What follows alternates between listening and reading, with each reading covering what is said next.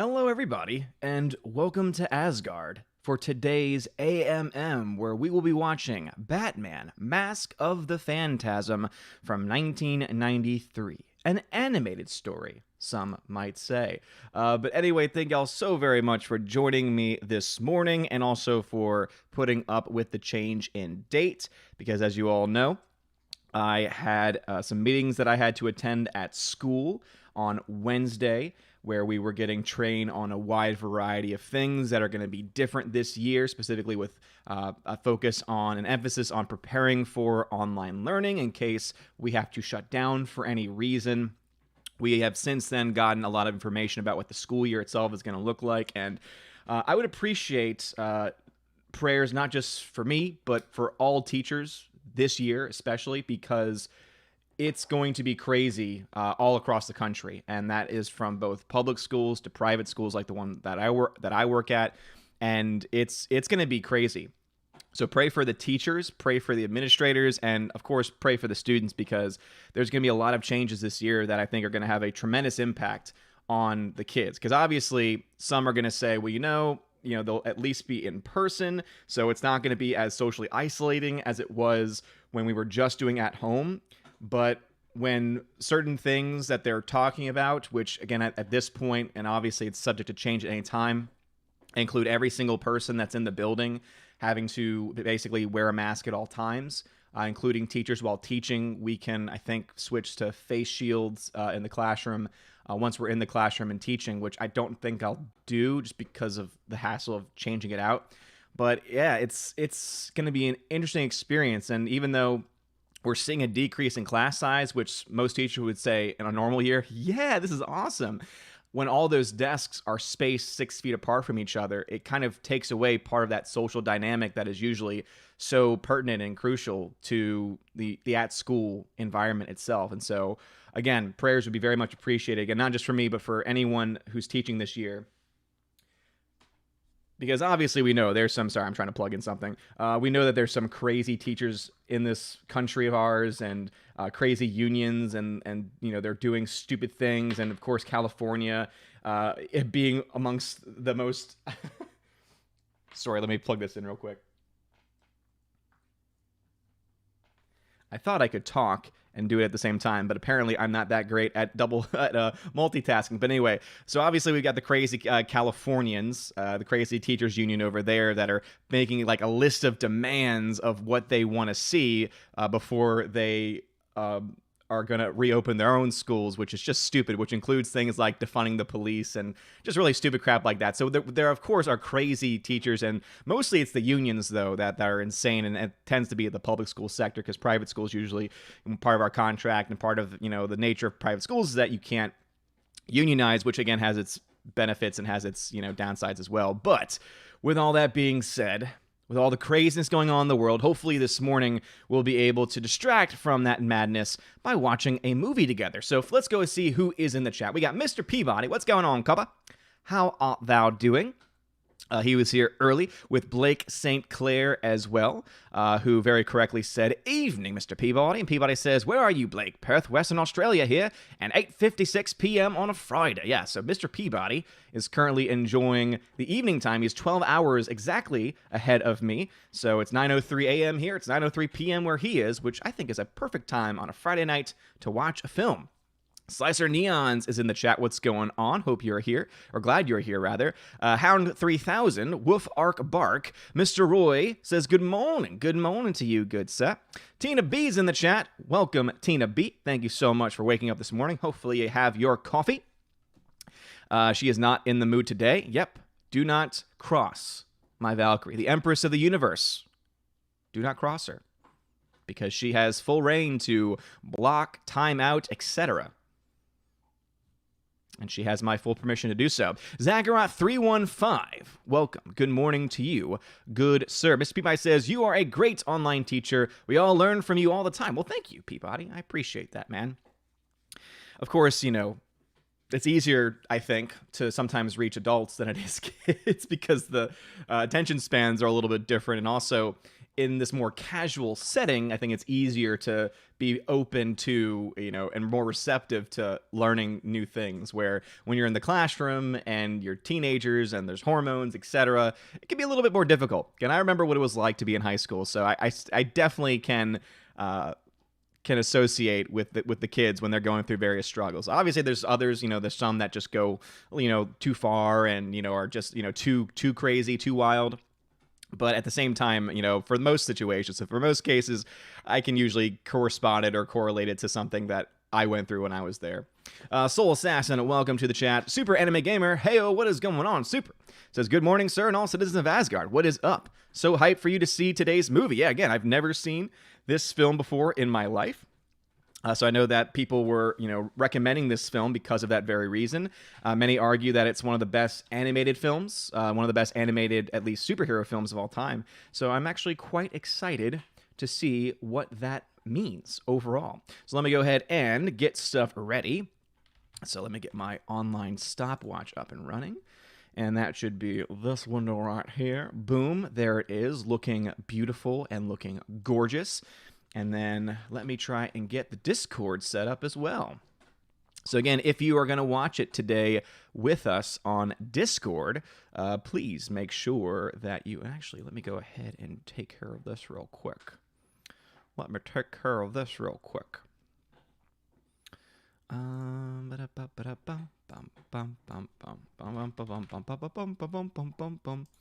Save. Yes, that is much better. Cancel. Done. Sorry, I have to update my Netflix profile real quick. Just want to make sure that nothing is going to show that I don't want it to show. So I got to be careful up there. Good to know. Good to know. All right, so let me go ahead and Batman.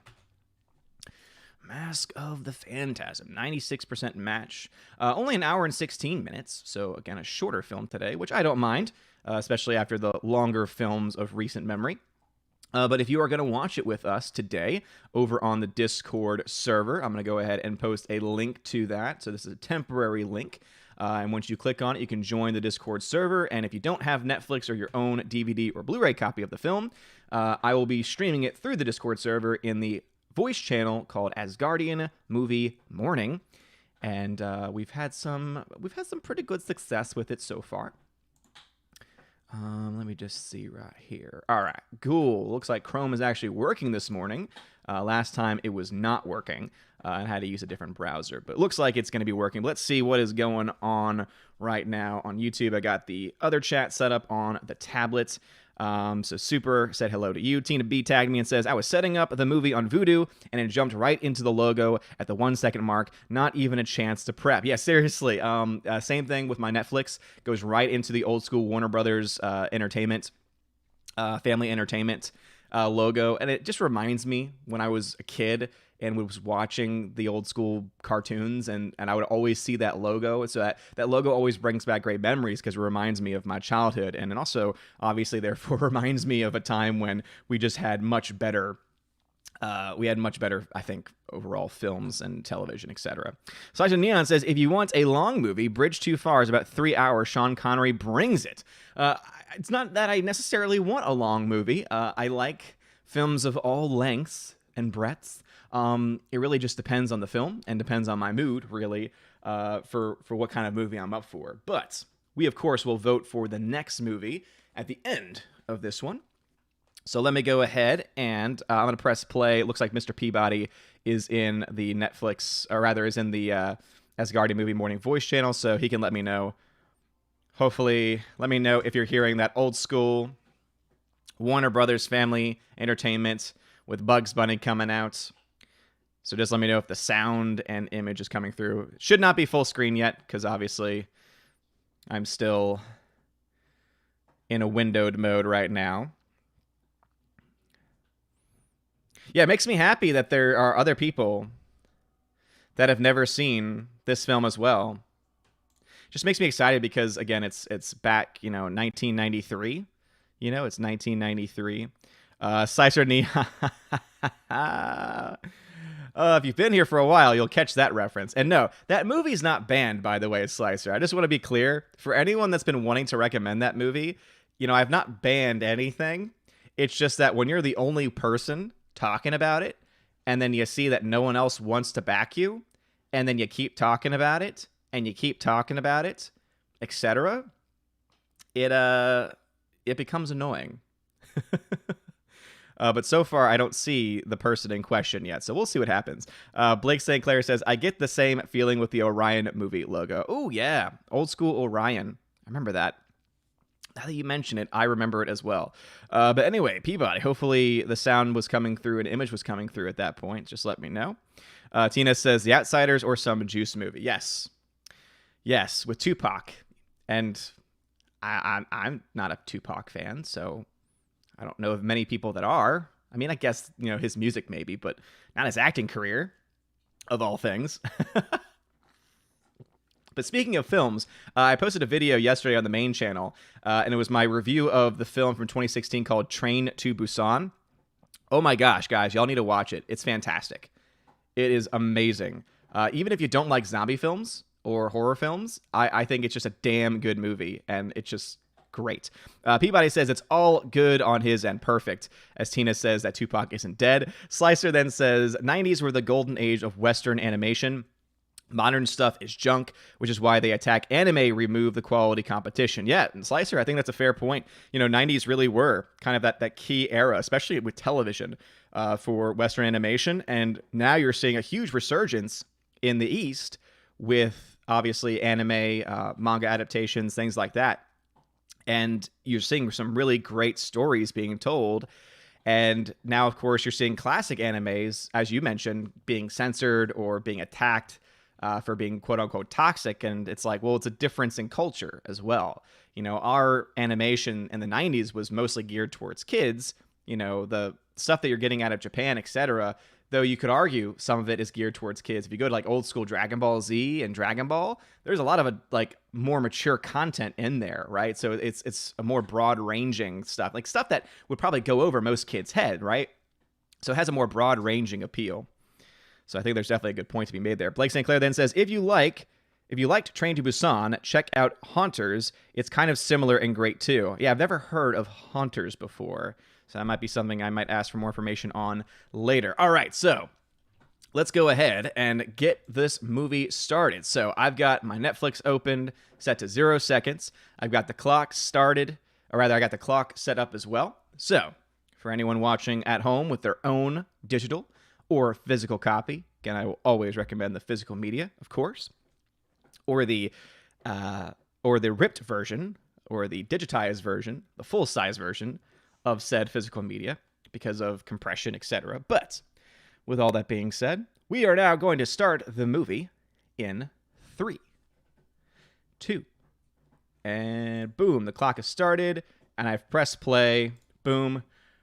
Warner Brothers Entertainment. Also, look at that film grain. That's some pretty nice film grain right there, which is interesting, seeing that this was animation. I still appreciate it nonetheless. Ooh, it already feels 90s, and I love it. Reminds me, of course, of the old 90s animated Batman series, which is arguably one of the best series of all time. So this would have been made around the same time. Batman, Mask of the Phantasm. Super says I'd extend it to 2010s personally. The Thundercats reboot, Ben 10, Generation Rex were all fantastic. In terms of cinema, though, absolutely. Yeah, and again, that was past my time, so I never really watched all that stuff. So I can't really speak to those shows about whether they're good or not. Based on the DC Comics. Ooh, this choir. Yeah. This choir is getting it right now, let me tell you. I love it. Also, this theme is just so damn fantastic. Music by Shirley Walker.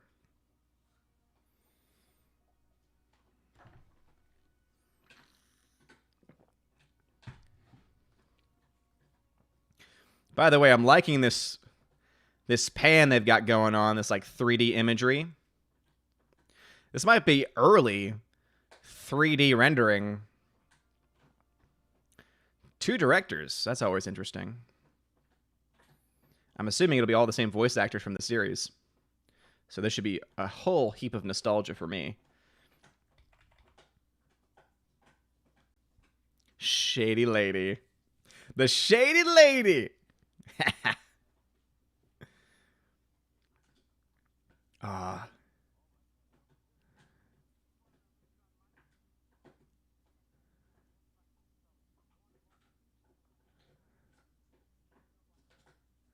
Oh. I've got a problem with that, because I'm Batman. Yes. What a badass. Even in animated form. Uh-oh, they have guns. That's a no-no in 2020. And yet, that's what mobsters would have. Uh-oh, that shady lady got knocked off the wall. Oh, no.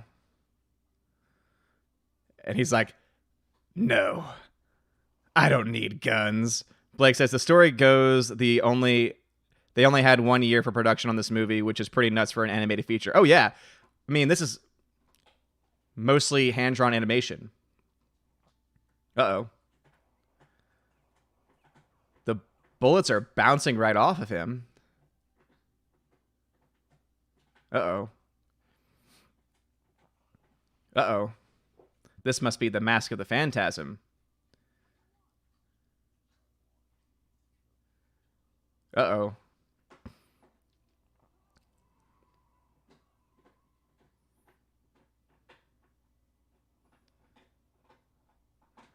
Looks like he's trying to kill him. Batman don't kill.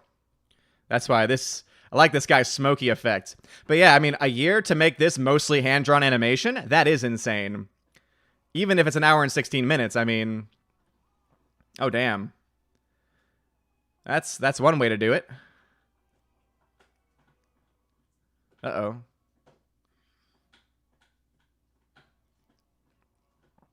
That's just one of your problems, man. Here he is. This dude getting cocky.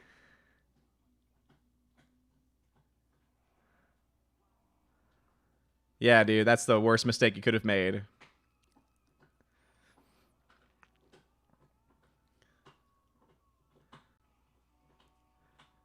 Holy crap. Was that just Fast and Furious 7 I saw? That was a car going from building to building. That's a Fast and Furious 7. So Fast and Furious 7 borrowed the stunt from Batman Mask of the Phantasm. That's what I'm getting from this. What is this nonsense? TWB, Shirley Walker used to work alongside Danny Elfman. Well, makes a lot of sense as to why the score is very much like and has the same tones and themes of the Danny Elfman. Uh-oh. Not vigilantes.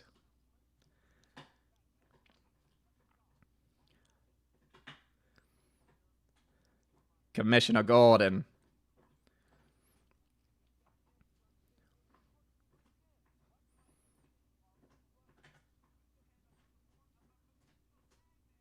Oh, yeah, that sound design, switching to the camera. I love it. Ah, yes.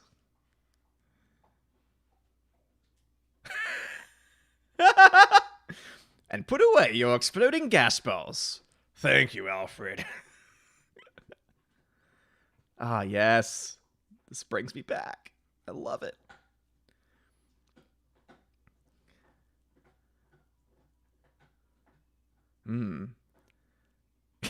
Alfred. Oh, I love it. Detective Batman. Gotta love it. Kevin Conroy Batman. Damn right.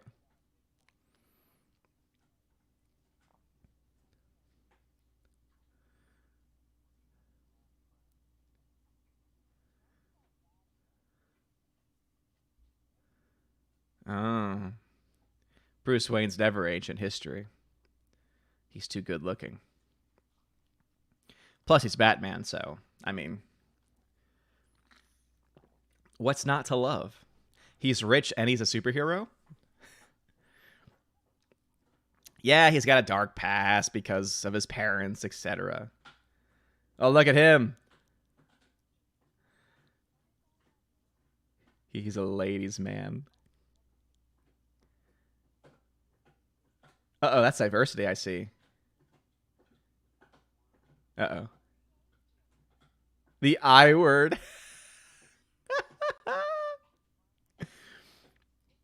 Uh-oh, this is so toxic.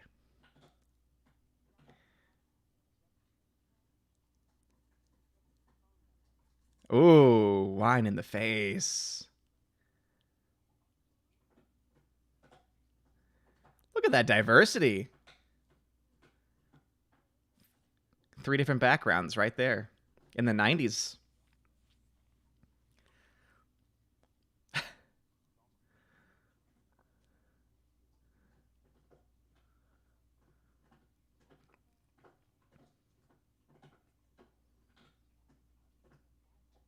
Andrea Beaumont.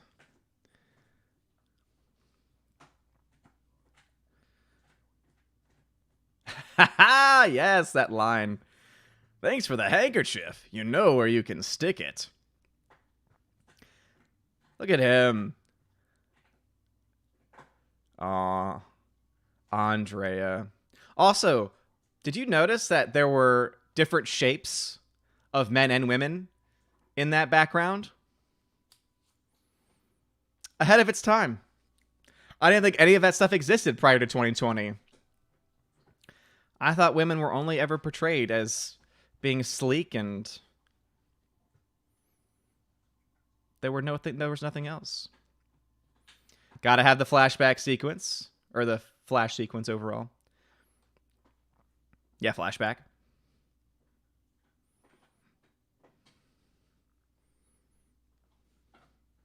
Those eyes.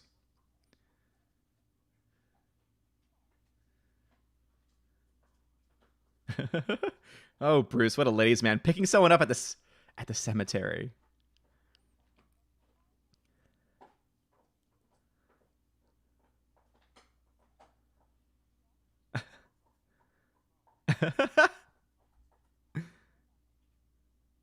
Oh.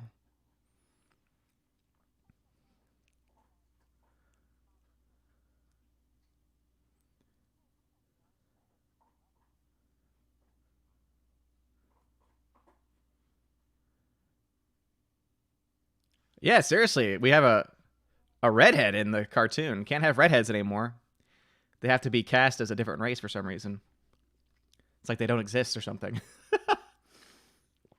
They don't exist in the natural order. A secret vow.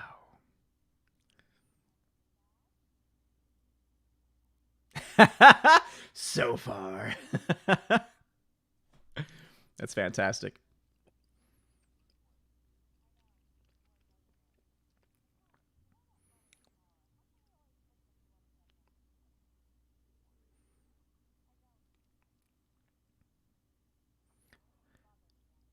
Mother was asking. Look at that line. Look at her drive, too. In the 90s? You know, it was illegal in certain countries for women to drive still at this time in history.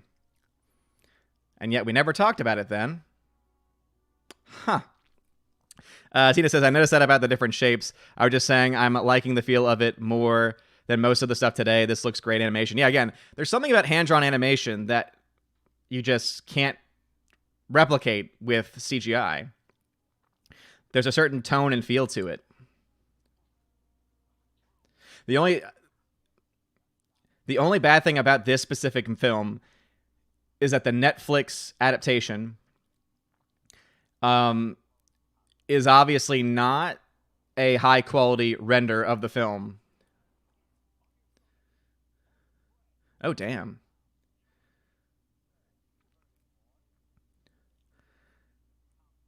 This is early Bruce Wayne, I'm guessing. Before the suit and everything else.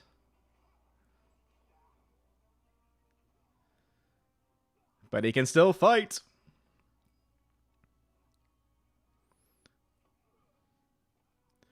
Also, I like that it shows that Batman Bruce Wayne is still human and not perfect. Eric, what's going on, man? Hope your day is going well.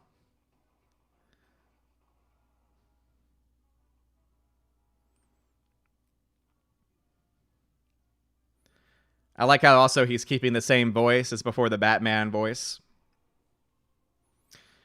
The Duck says, the Ducks Abides, best Batman movie, in my opinion. Most argue that this is the best Batman, at least best Batman animated. Though some will argue it's the best Batman film, period. And again, I can understand why. There's just a lot of really great themes and moments. The score, for one, is just fantastic. Oh, when he was just a standard cop. A street cop instead of a detective. Blake St. Clair, they only remastered this movie into HD a few years back, maybe in 2018. The new version on Blu-ray looks amazing. Blake, I can only imagine. Because again, you can notice that there's some film grain on this, because this was a time when, even though you might have had early 3D animation, basically you would still have a film camera capturing each frame of the animation. And so any scan of this movie is going to look fantastic, because you're basically getting, again, a 4K scan of film or 2K scan of film. I'm surprised that they haven't put that version on Netflix yet, though.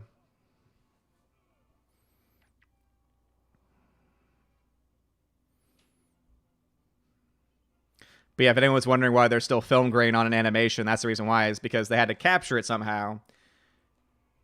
And they would use film. Nowadays, it's all computer, so... Oh, that was a close call.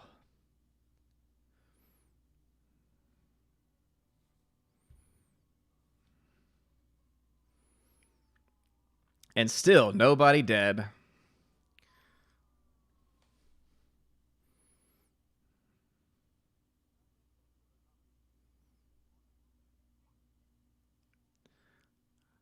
Oh, look at him. Young Alfred.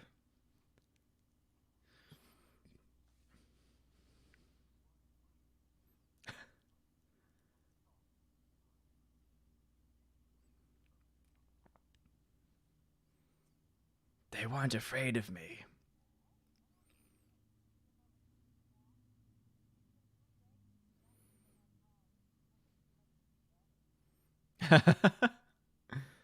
Boom, calls her out.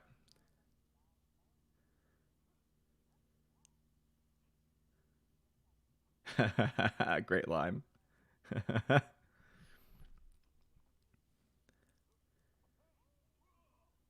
Jiu-jitsu is no joke.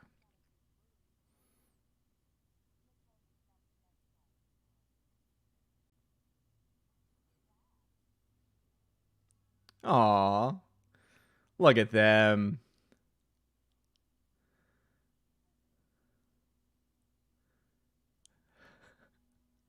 This dude right here picks a woman up at a cemetery and is kissing her the next day. Even Alfred's like, ugh, this is so toxic. Let me get out of here. Blake says, one of the coolest things about this in the series was it was drawn onto black paper that helps to give a darker tone. Nice! Yeah. I think I remember hearing that once. All right, the flashback is now over. Slicer says, I'm quite intrigued by the use of death, blood, and violent themes, all done tastefully, but much could be done in the main cartoon, pushing the envelope respectfully. Go into Hobbit. What's going on, good sir? Yeah, again, there's themes that were captured in cartoons, you know, which we call cartoons, which many people would see mostly as a kid's thing. But there's just so many different... This dude. Mr. Bronsky. But there's so many themes that were in cartoons that aren't... not really there before. They said the bat iced this guy. What was that? Sound like a bat. Slicer Neon says, also Kevin is best Batman. Definitely best voice. Oh, man. This dude. Was that a Jewish star I saw? Look at this diversity, man. Got Christianity, got Judaism, got all the stuff. Uh-oh.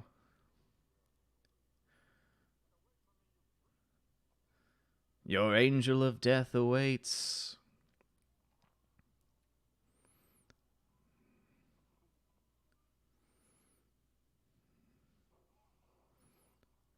You're so clumsy. Buzz. Uh-oh. Where did he go? Slasher says, much could be done. Ratings back then would not allow it. Yep.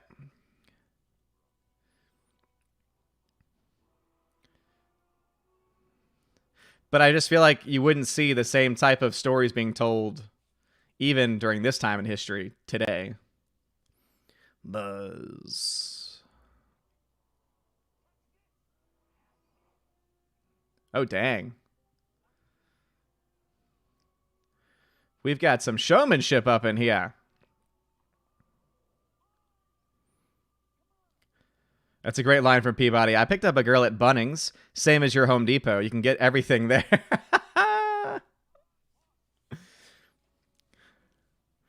And when they say everything, they mean everything.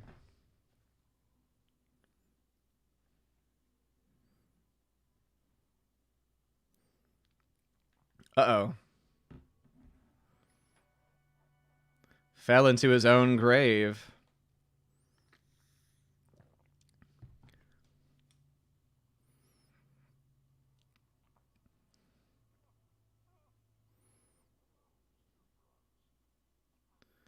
Farewell, Mr. Bronsky.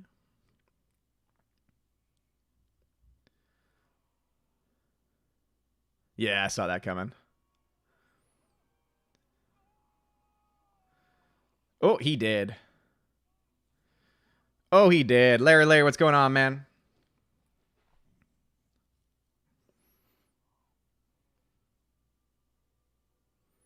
And yeah, you don't have to show anything.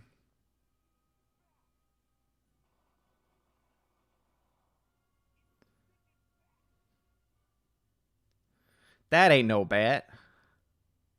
That's a phantasm.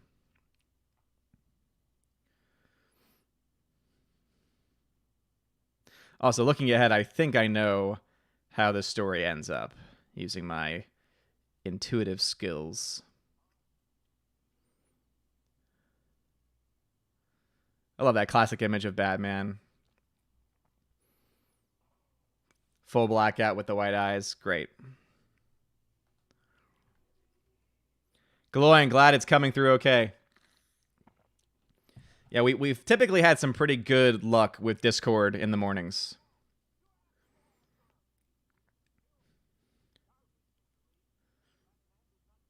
Yep, there you go. Facts. I'll have no part of it.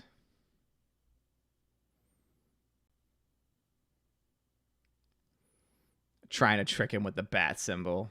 Who do you think you are? Commissioner Gordon or something?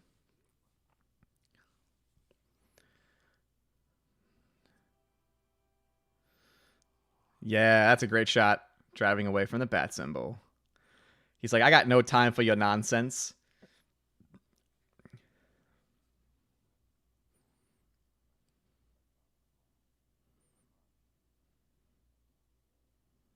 Not much. It's been that kind of day.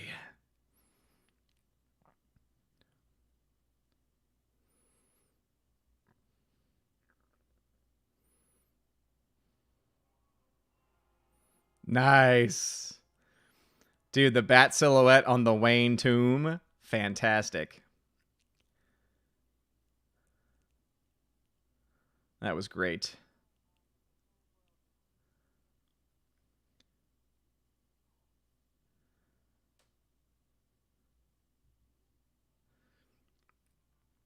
It's the bat.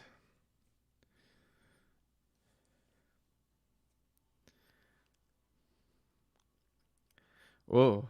Oh. We've got a little detective here herself. Putting two and two together.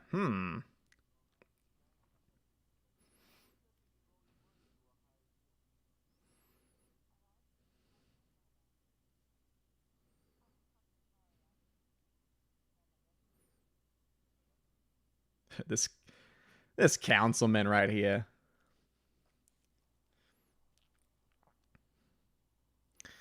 Oh, okay. So Batman is a stalker. That's a creepy image right there.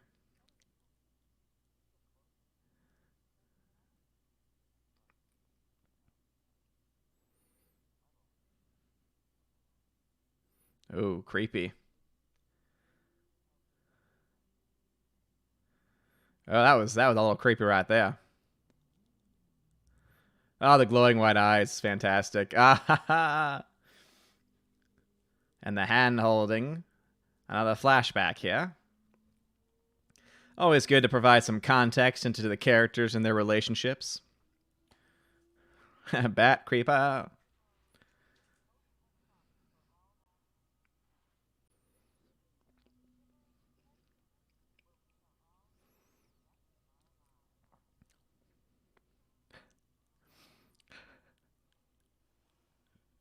The soundtrack is great. World of the future.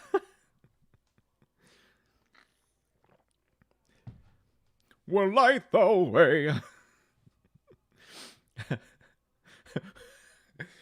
right, those lyrics are not well written. Welcome, welcome to the future. Obviously, it's not supposed to be good, but... Oh, the cheese. I love it.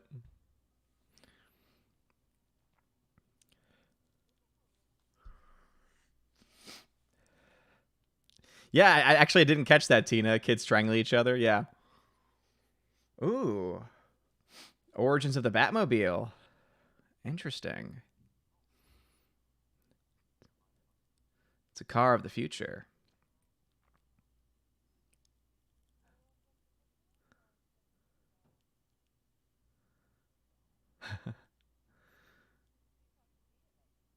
Well, you know. Aw.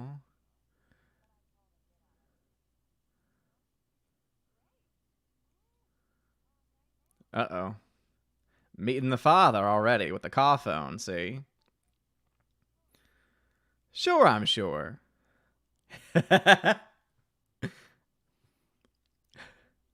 What am I doing? This isn't part of the plan. Oh, Alfred. Mr. Beaumont, see? Some of these images are out of focus for some reason. That's sad. Not even on the first DVD transfer could they get the focus right.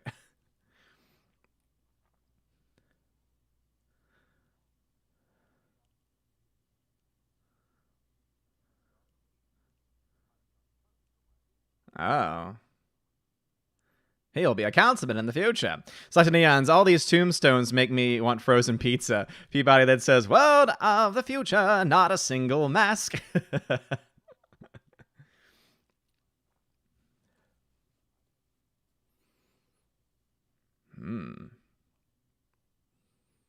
Financial planning. Aww. Nothing's more important than family.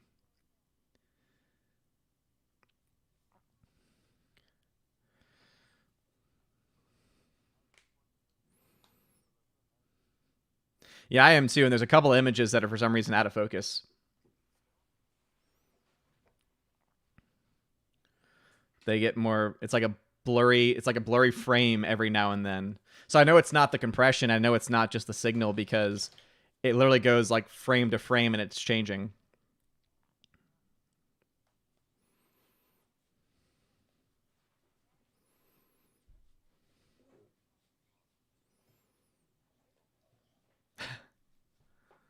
It's not your father, it's everything, see? Oh no. That poor dude was just trying to sell some fake watches. Even he deserves justice.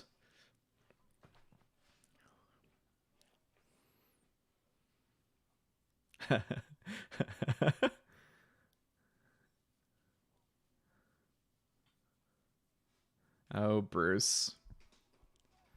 Oh, no. Boom, shoulder tackle.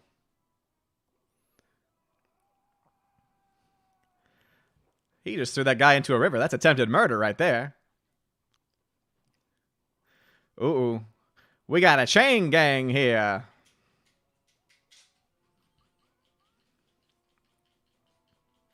I love that close-up on the eyes. The focus.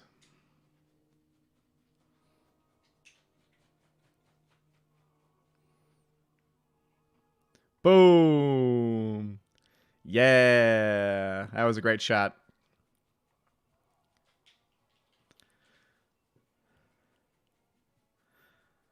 I'm surprised the motorcycle didn't explode. It's very common for this time. Oh, distracted by the woman.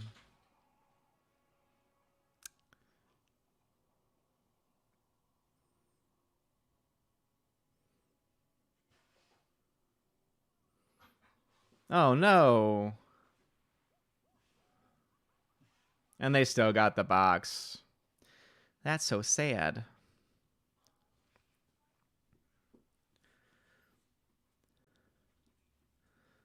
Oh, now I'm seeing where this is going. She's a distraction. Oh, trying to draw the bat suit. I love the drama. I love the drama of the frame of the parents over the fireplace.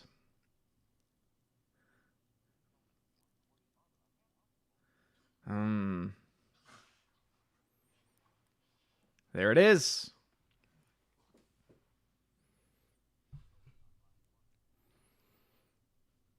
Can't have it both ways. I gotta pick one or the other. Uh-oh.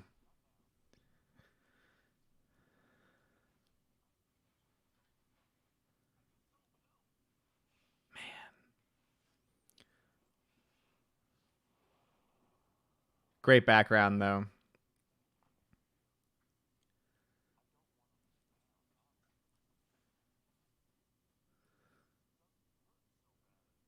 Aw. Poor Bruce.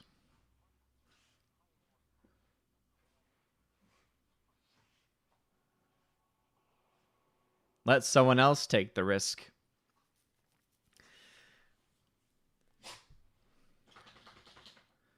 I like that line, it doesn't hurt as much.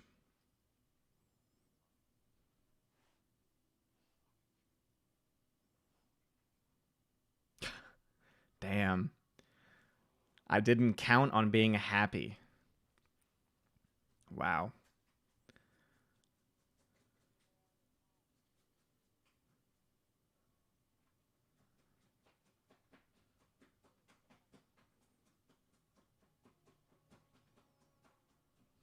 Damn.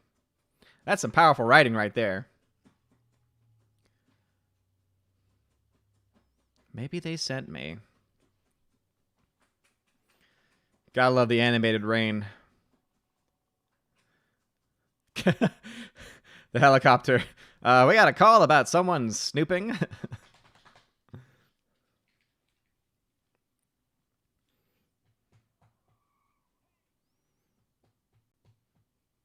Uh-oh. Looks like this councilman might be corrupt, see? Tina.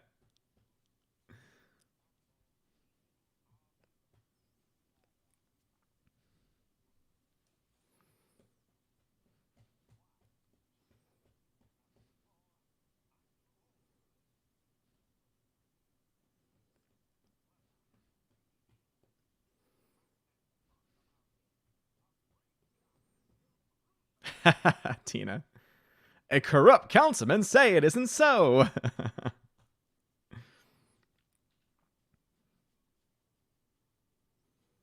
This guy is sick.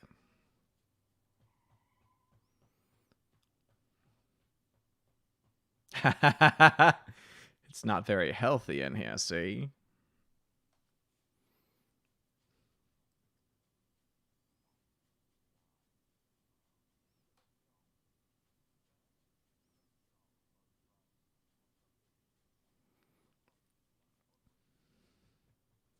Hmm.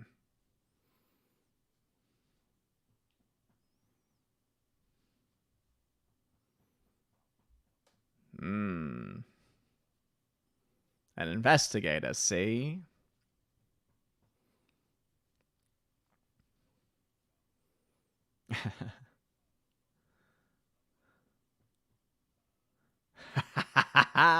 I bloody well ought to, sir. Blake St. Clair, that is the voice of Abe Vigoda, Tessio from The Godfather as the mobster in the car. Nice!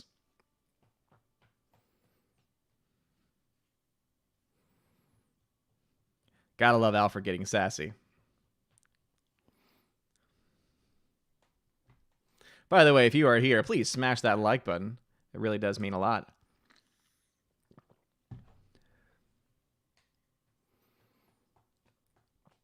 Peabody says, you have that car.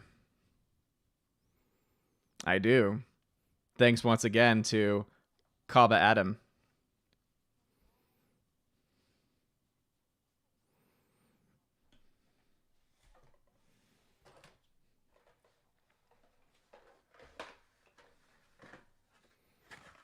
Boom. Thanks again, Adam.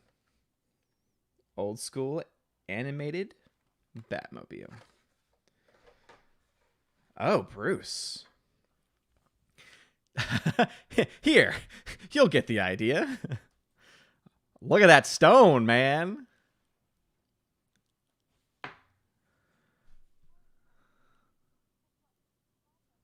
Aww.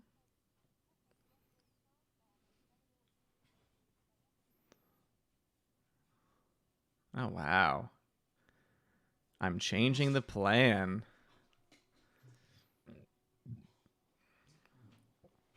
Uh-oh.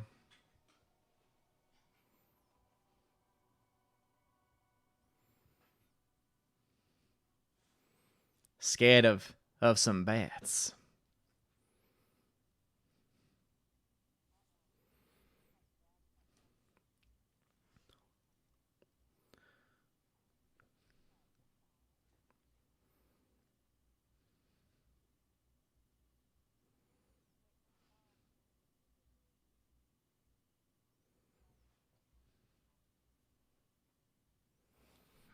Oh.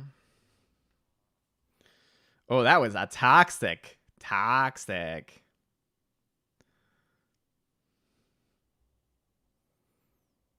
Ooh, flick the cigarette. By the way, cigarettes in...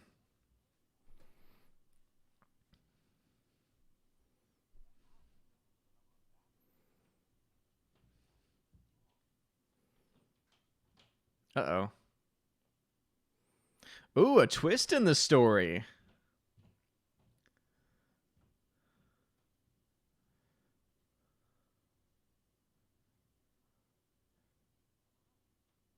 Uh-oh. Uh-oh. Too young, need time. Did not see that coming. I thought it was going to be the other way around.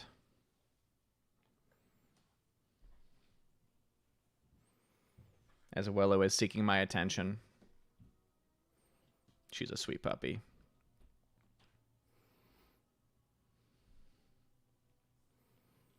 And now he's donning the cape and the cowl.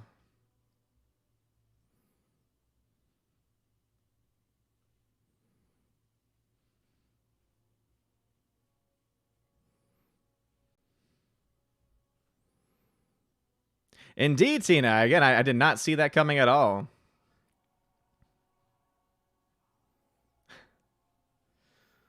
My God.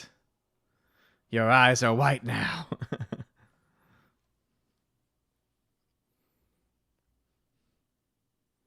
Just gonna casually steal this photograph. Don't mind me. Oh, the World's Fair. Look at what the future looks like now, see?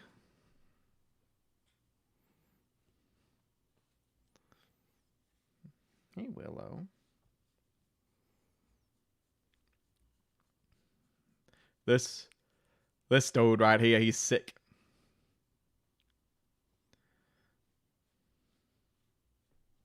Man.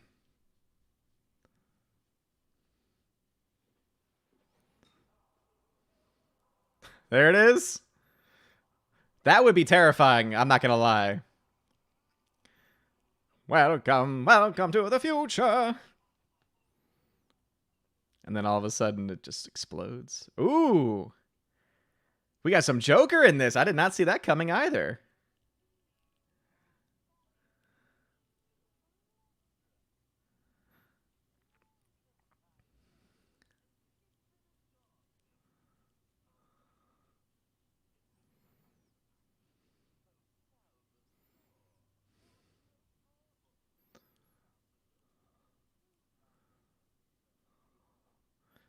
That should be Mark Hamill, too.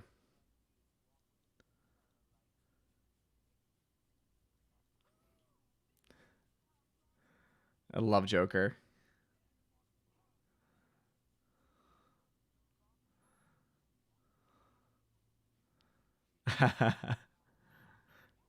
And watch the variables.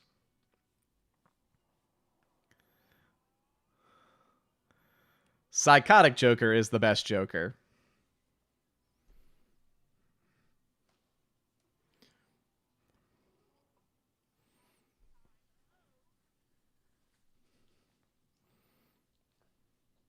Aww.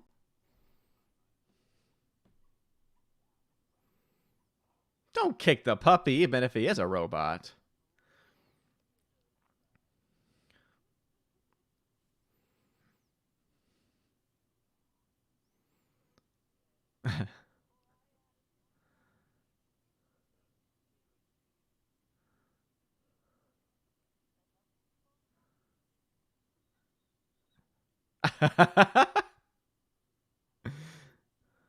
Yes, he does need dental care. You're right, Tina.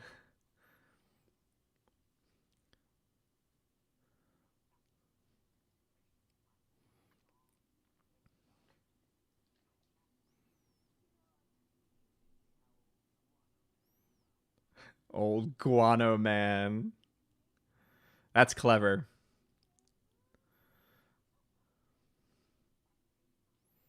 Guano is bat poop.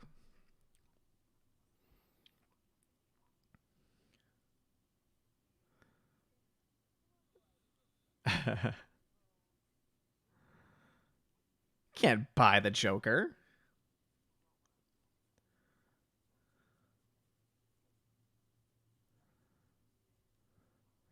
You do not grab the Joker.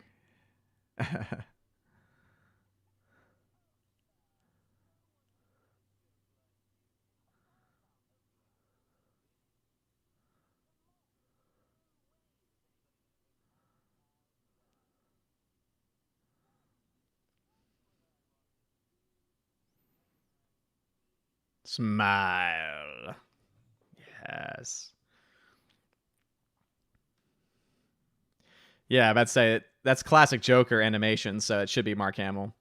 Soul Assassin. I remember hearing that Mark Hamill didn't want to play the Joker and did it after the role he wanted got taken. Well, I'm glad that he did it because he's obviously iconic. Kissing the councilman.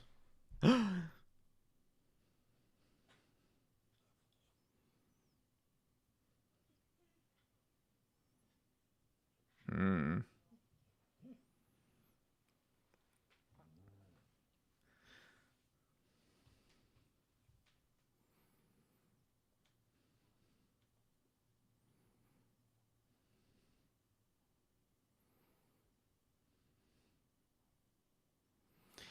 Blaise St. Clair. Tim Curry was originally cast as Joker. That would have worked too. Tim Curry also did some great voice work back in the day. Hmm. I can read lips. Then read mine.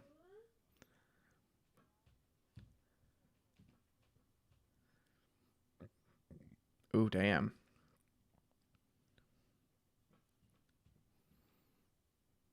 She knows.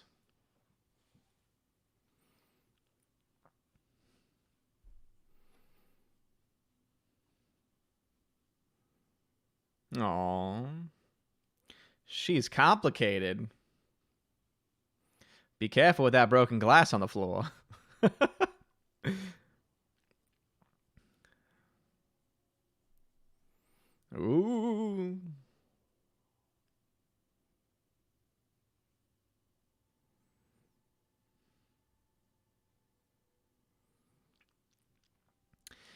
Yeah, I think I may have seen parts of this before because some of these things are coming back to me. Uh-oh.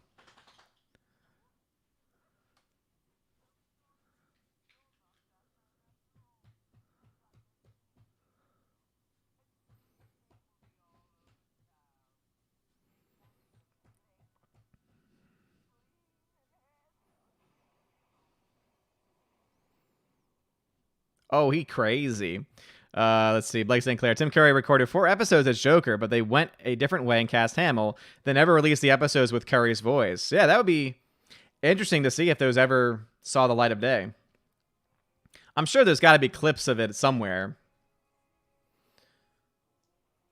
Oh, that's a Batmobile, see? Miss Martin Muses, good morning. Thank you for joining us. Just some Batman Mask of the Phantasm. A little more than halfway through.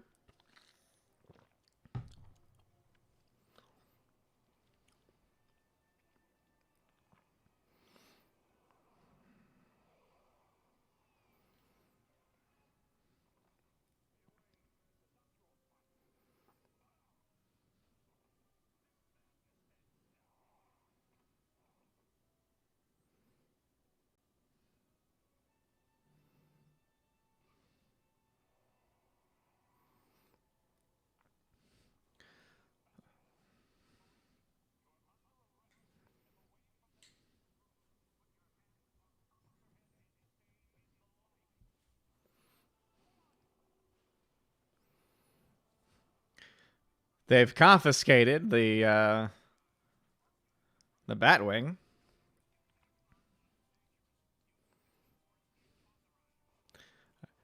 Really? That kind of escalated pretty quickly.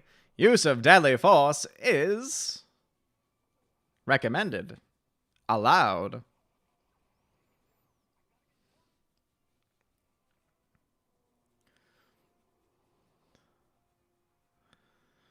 Guy looks like he was holding a magnum. Yeah, look at that. There's a bunch of people holding magnums. The most powerful handgun in the world.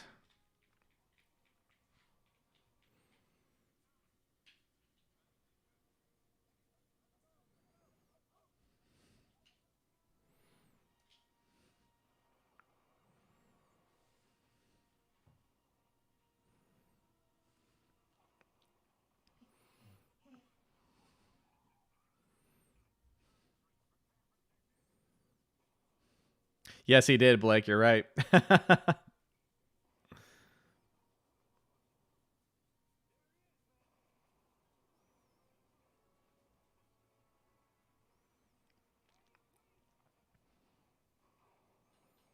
Uh-oh.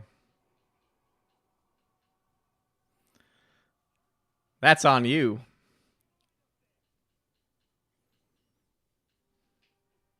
Oh, man. Bloody and battered.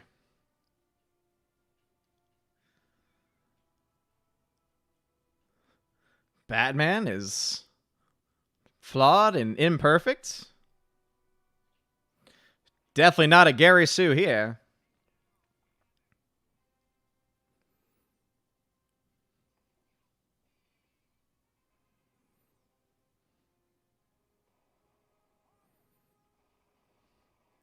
Oh my goodness. So many bullets. Nice.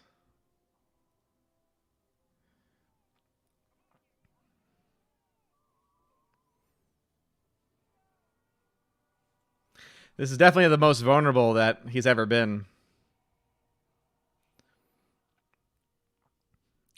And they did it in a cartoon of all things.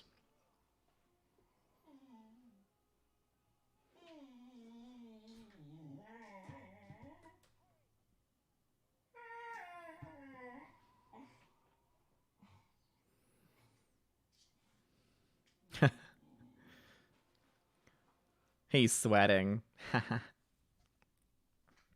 Yeah, seriously, man. It's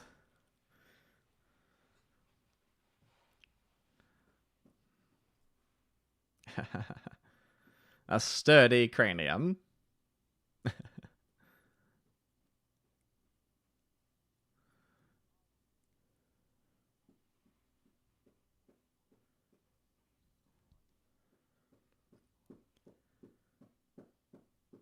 I love how Alfred is so salty.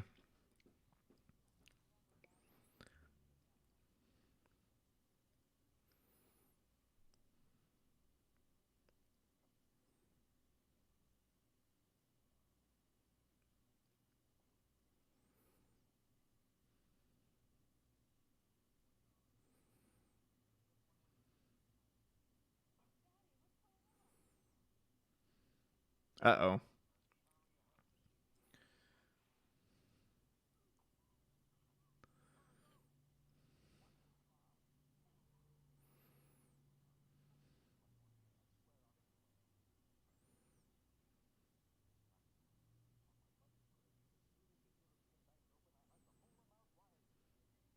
Hmm.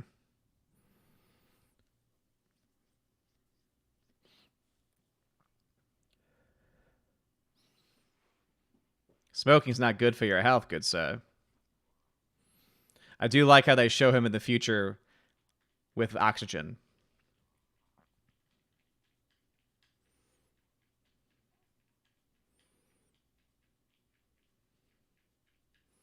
Because though smoking might look cool, children, it's dangerous and bad for your health.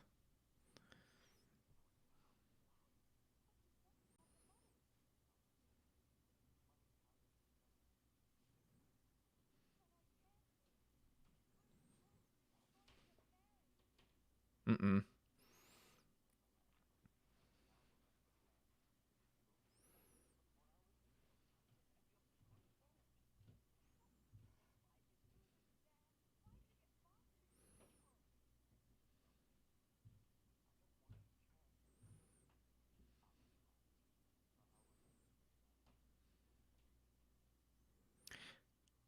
Hmm. See, they make you think they're going one direction, but they actually go a different direction. Again, I think I may have seen this before. I wonder if they showed this as episodes back in the day and I broke it up. Would make sense.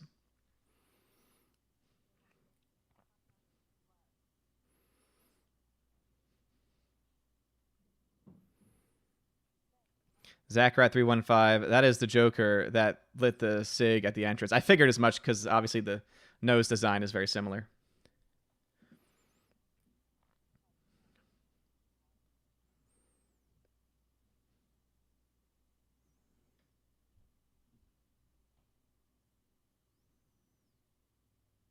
Aww.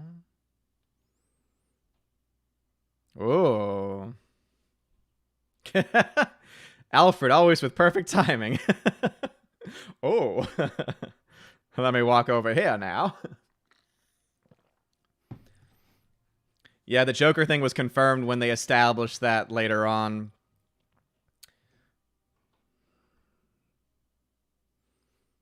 When he told him, I haven't seen you in a dog's age. And now he did.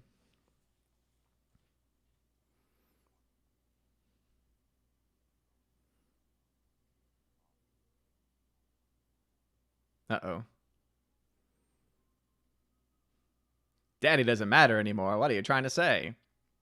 Also, you're not married. That's very inappropriate, see? Ha ha ha. Hamlet Strategy 89. Good morning, sir. Your taste in good movies never ceases to amaze me. I saw this in the theater. Epic slash tragic. Yeah, indeed. Slicer, maybe as a kid you didn't notice it was longer. I remember Sub Zero airing on Cartoon Network but didn't finish it. Had to leave Grandma's house. No! Yeah, sometimes they would show these. And with commercial breaks, you would just think that it's an episode.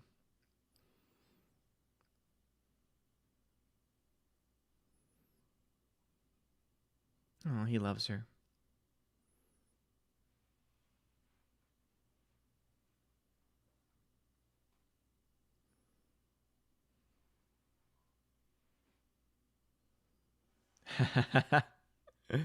This dude.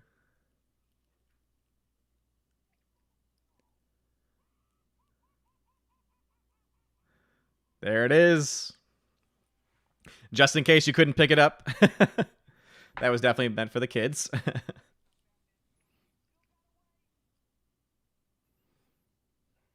This dude right here.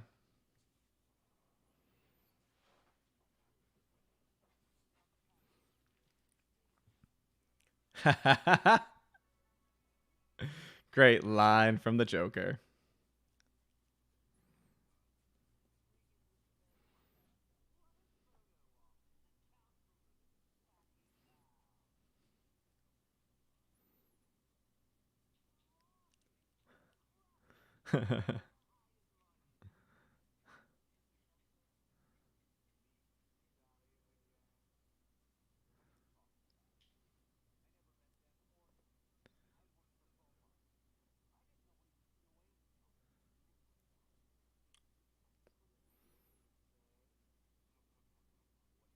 Hmm. Oh, dang.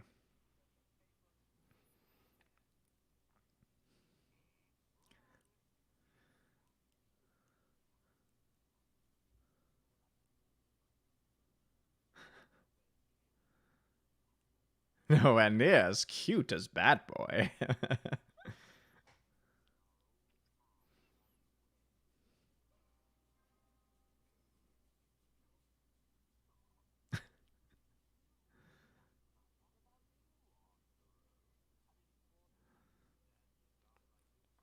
I love Joker's hat.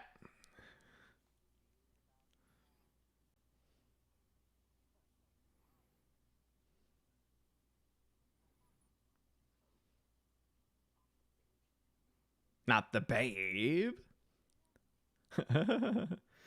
Ooh, you devil.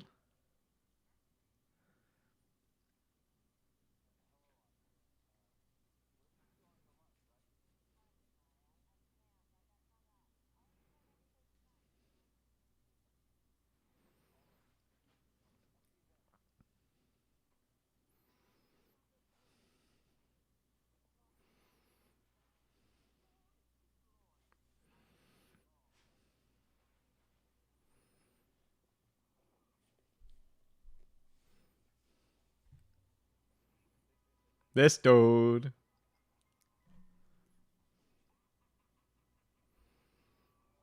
Again, gotta love psychotic Joker.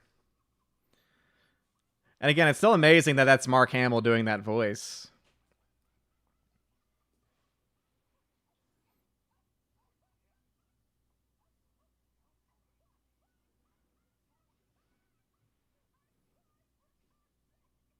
Oh no.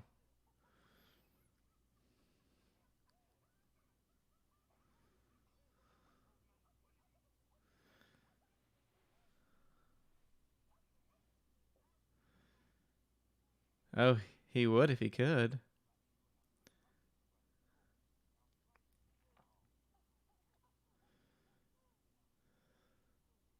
This dude. Let's see. Tina says, I had a hat kind of like this, but it was brown with a black band. Wore it to a George Michael concert. Oh, nice. Uh oh. It's the bat.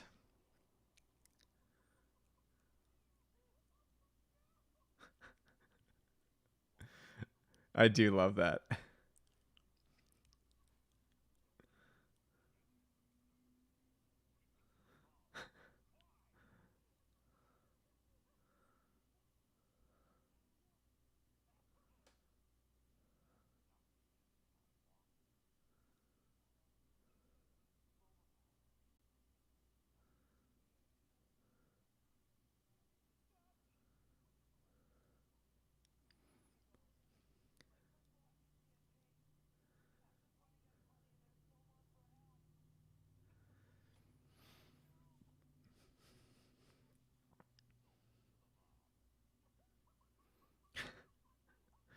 Great scene.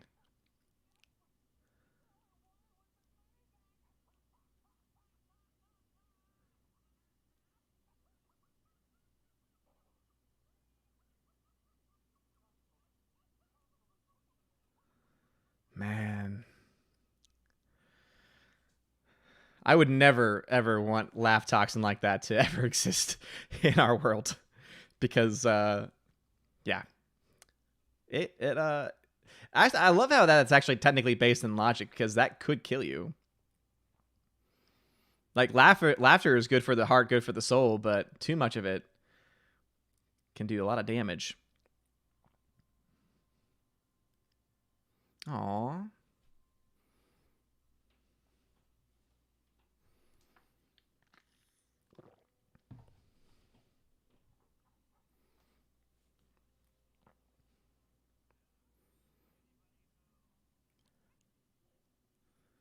Boopsie.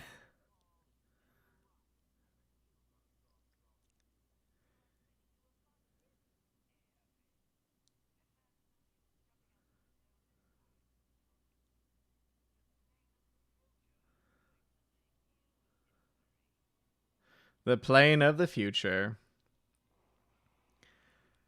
with a giant bomb. Slicer, smoking bad for health. Joker gas, even worse. Yep.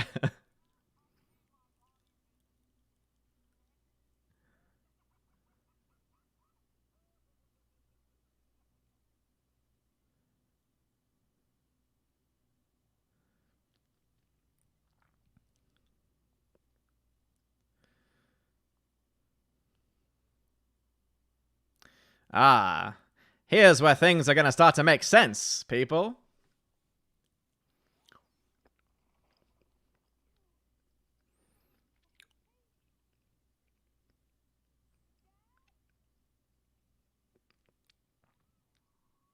Uh-oh.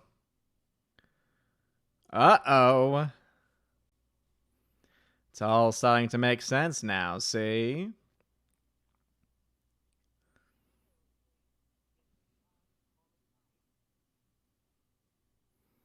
I remember this bologna slicing scene. And I think I know what Hazel. I think I know what Hazel's gonna do in a second. You get in the mood and company shows up.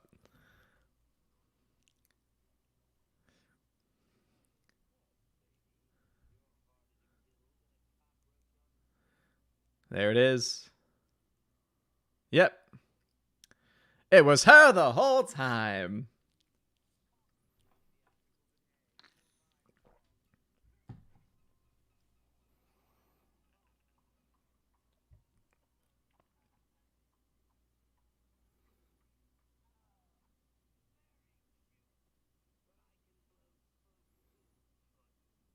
Uh-oh. Uh-oh. It's boiling acid. Gigamus Prime, what's going on? The clock should tell you very clearly how far I'm into the movie. A female villain, how dare they?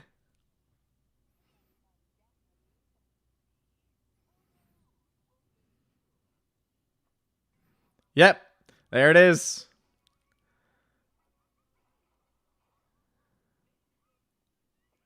Major look.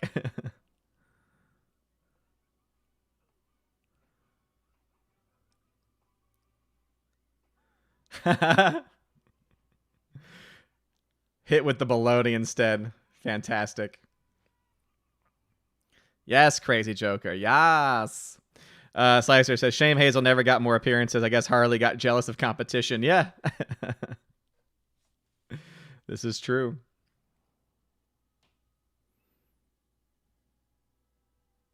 Her use of theatrics is fantastic.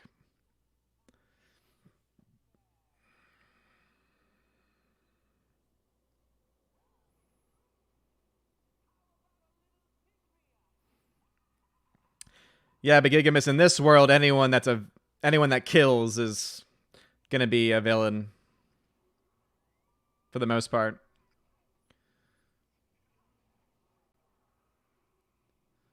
Oh damn.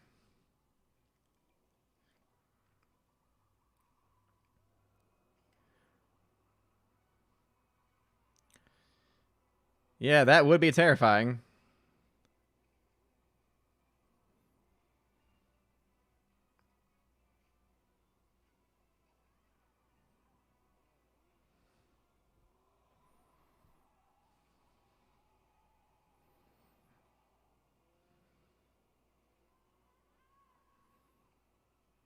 Ooh, the sound design on this is fantastic too.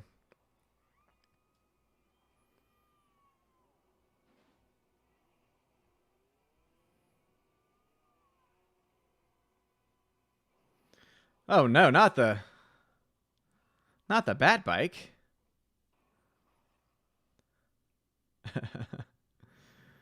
Joker.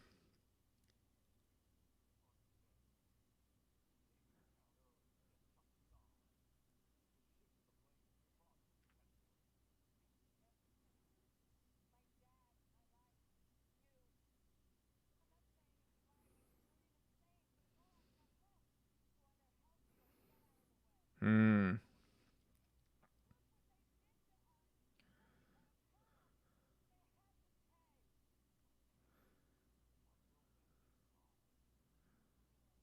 Hmm.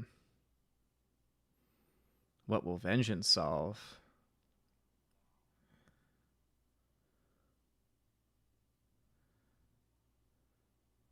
If anyone knows the answer, it's you, Bruce. Man, cut to the heart.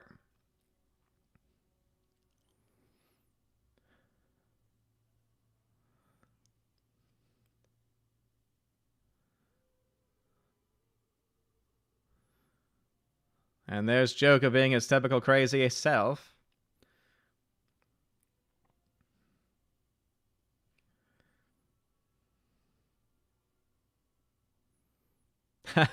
Don't you love that little Warner Brothers logo just nicely placed right there just to remind you? Ah, classy.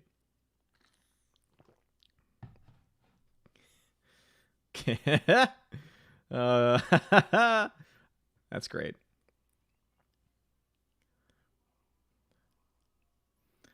Look, everyone, it's the world of the future.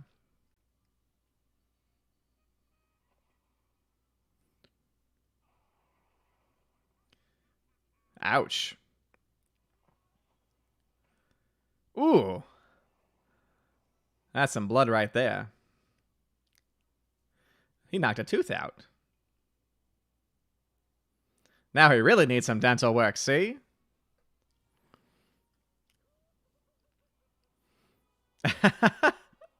Yes, Soul Assassin. I was thinking the same thing. Ooh, that has to hurt.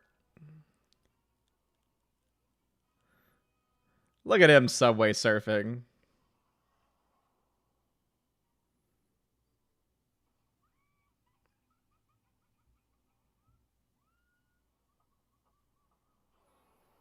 Another bomb, see?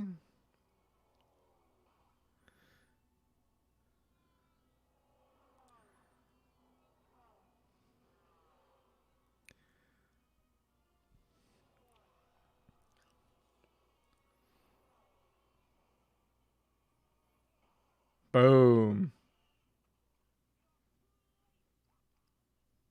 They gone.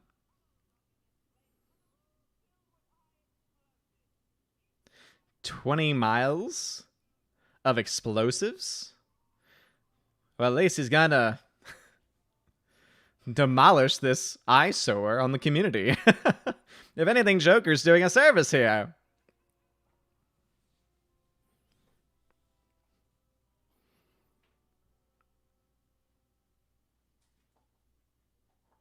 Again, it's interesting how some of these shots are just out of focus.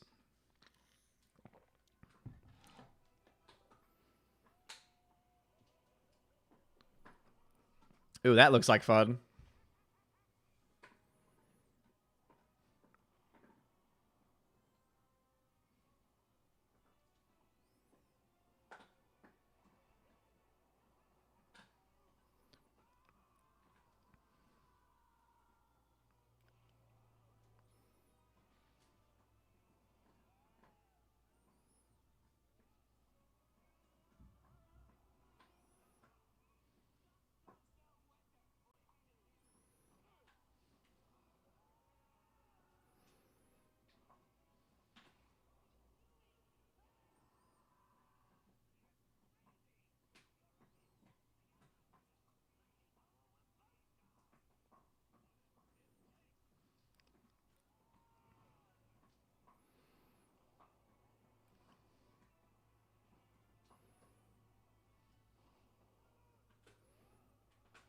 Uh-oh.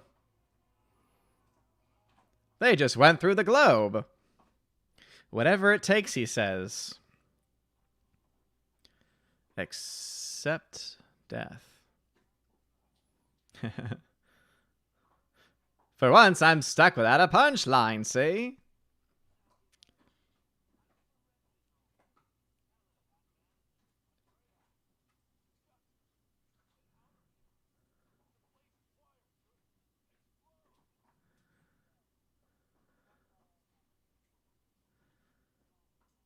No. Uh-oh.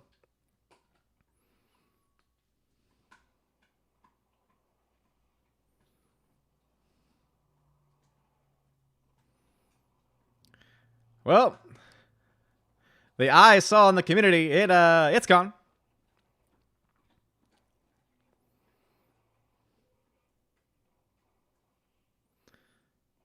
That's a lot of explosions, see?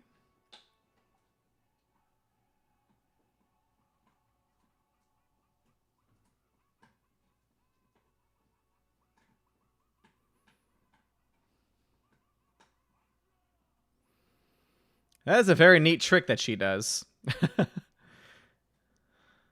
I don't remember if that ever gets explained.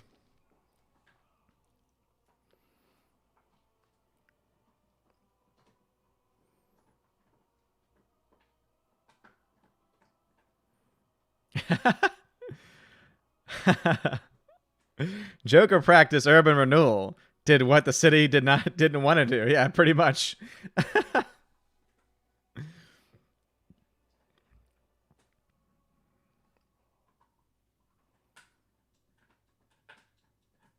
Look at all those explosions.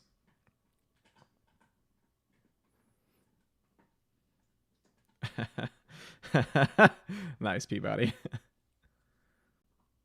I can't save everyone.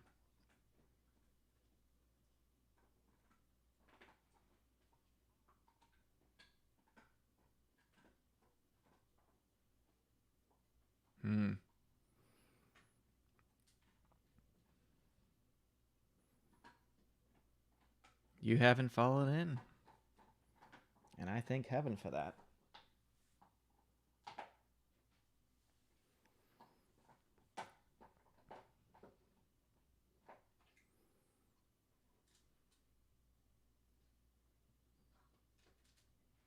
Uh-oh.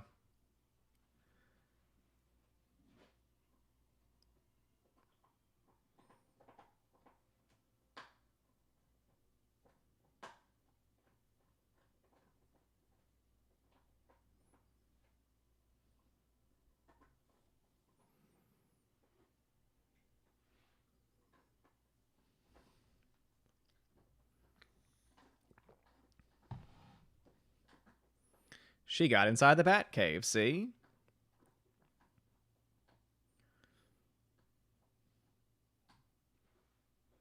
This dude.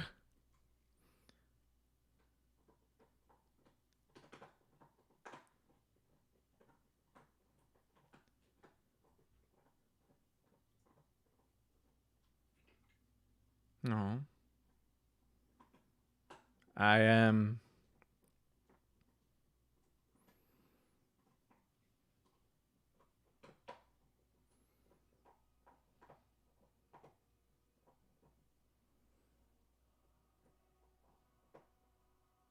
Oh, that score. It's so good.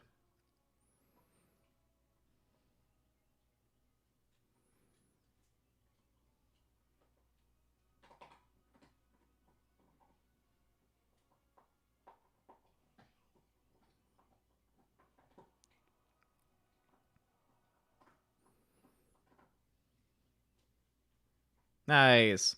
Yeah, I guess my only issue or question is there a thanks for everyone that was watching in there with me, by the way.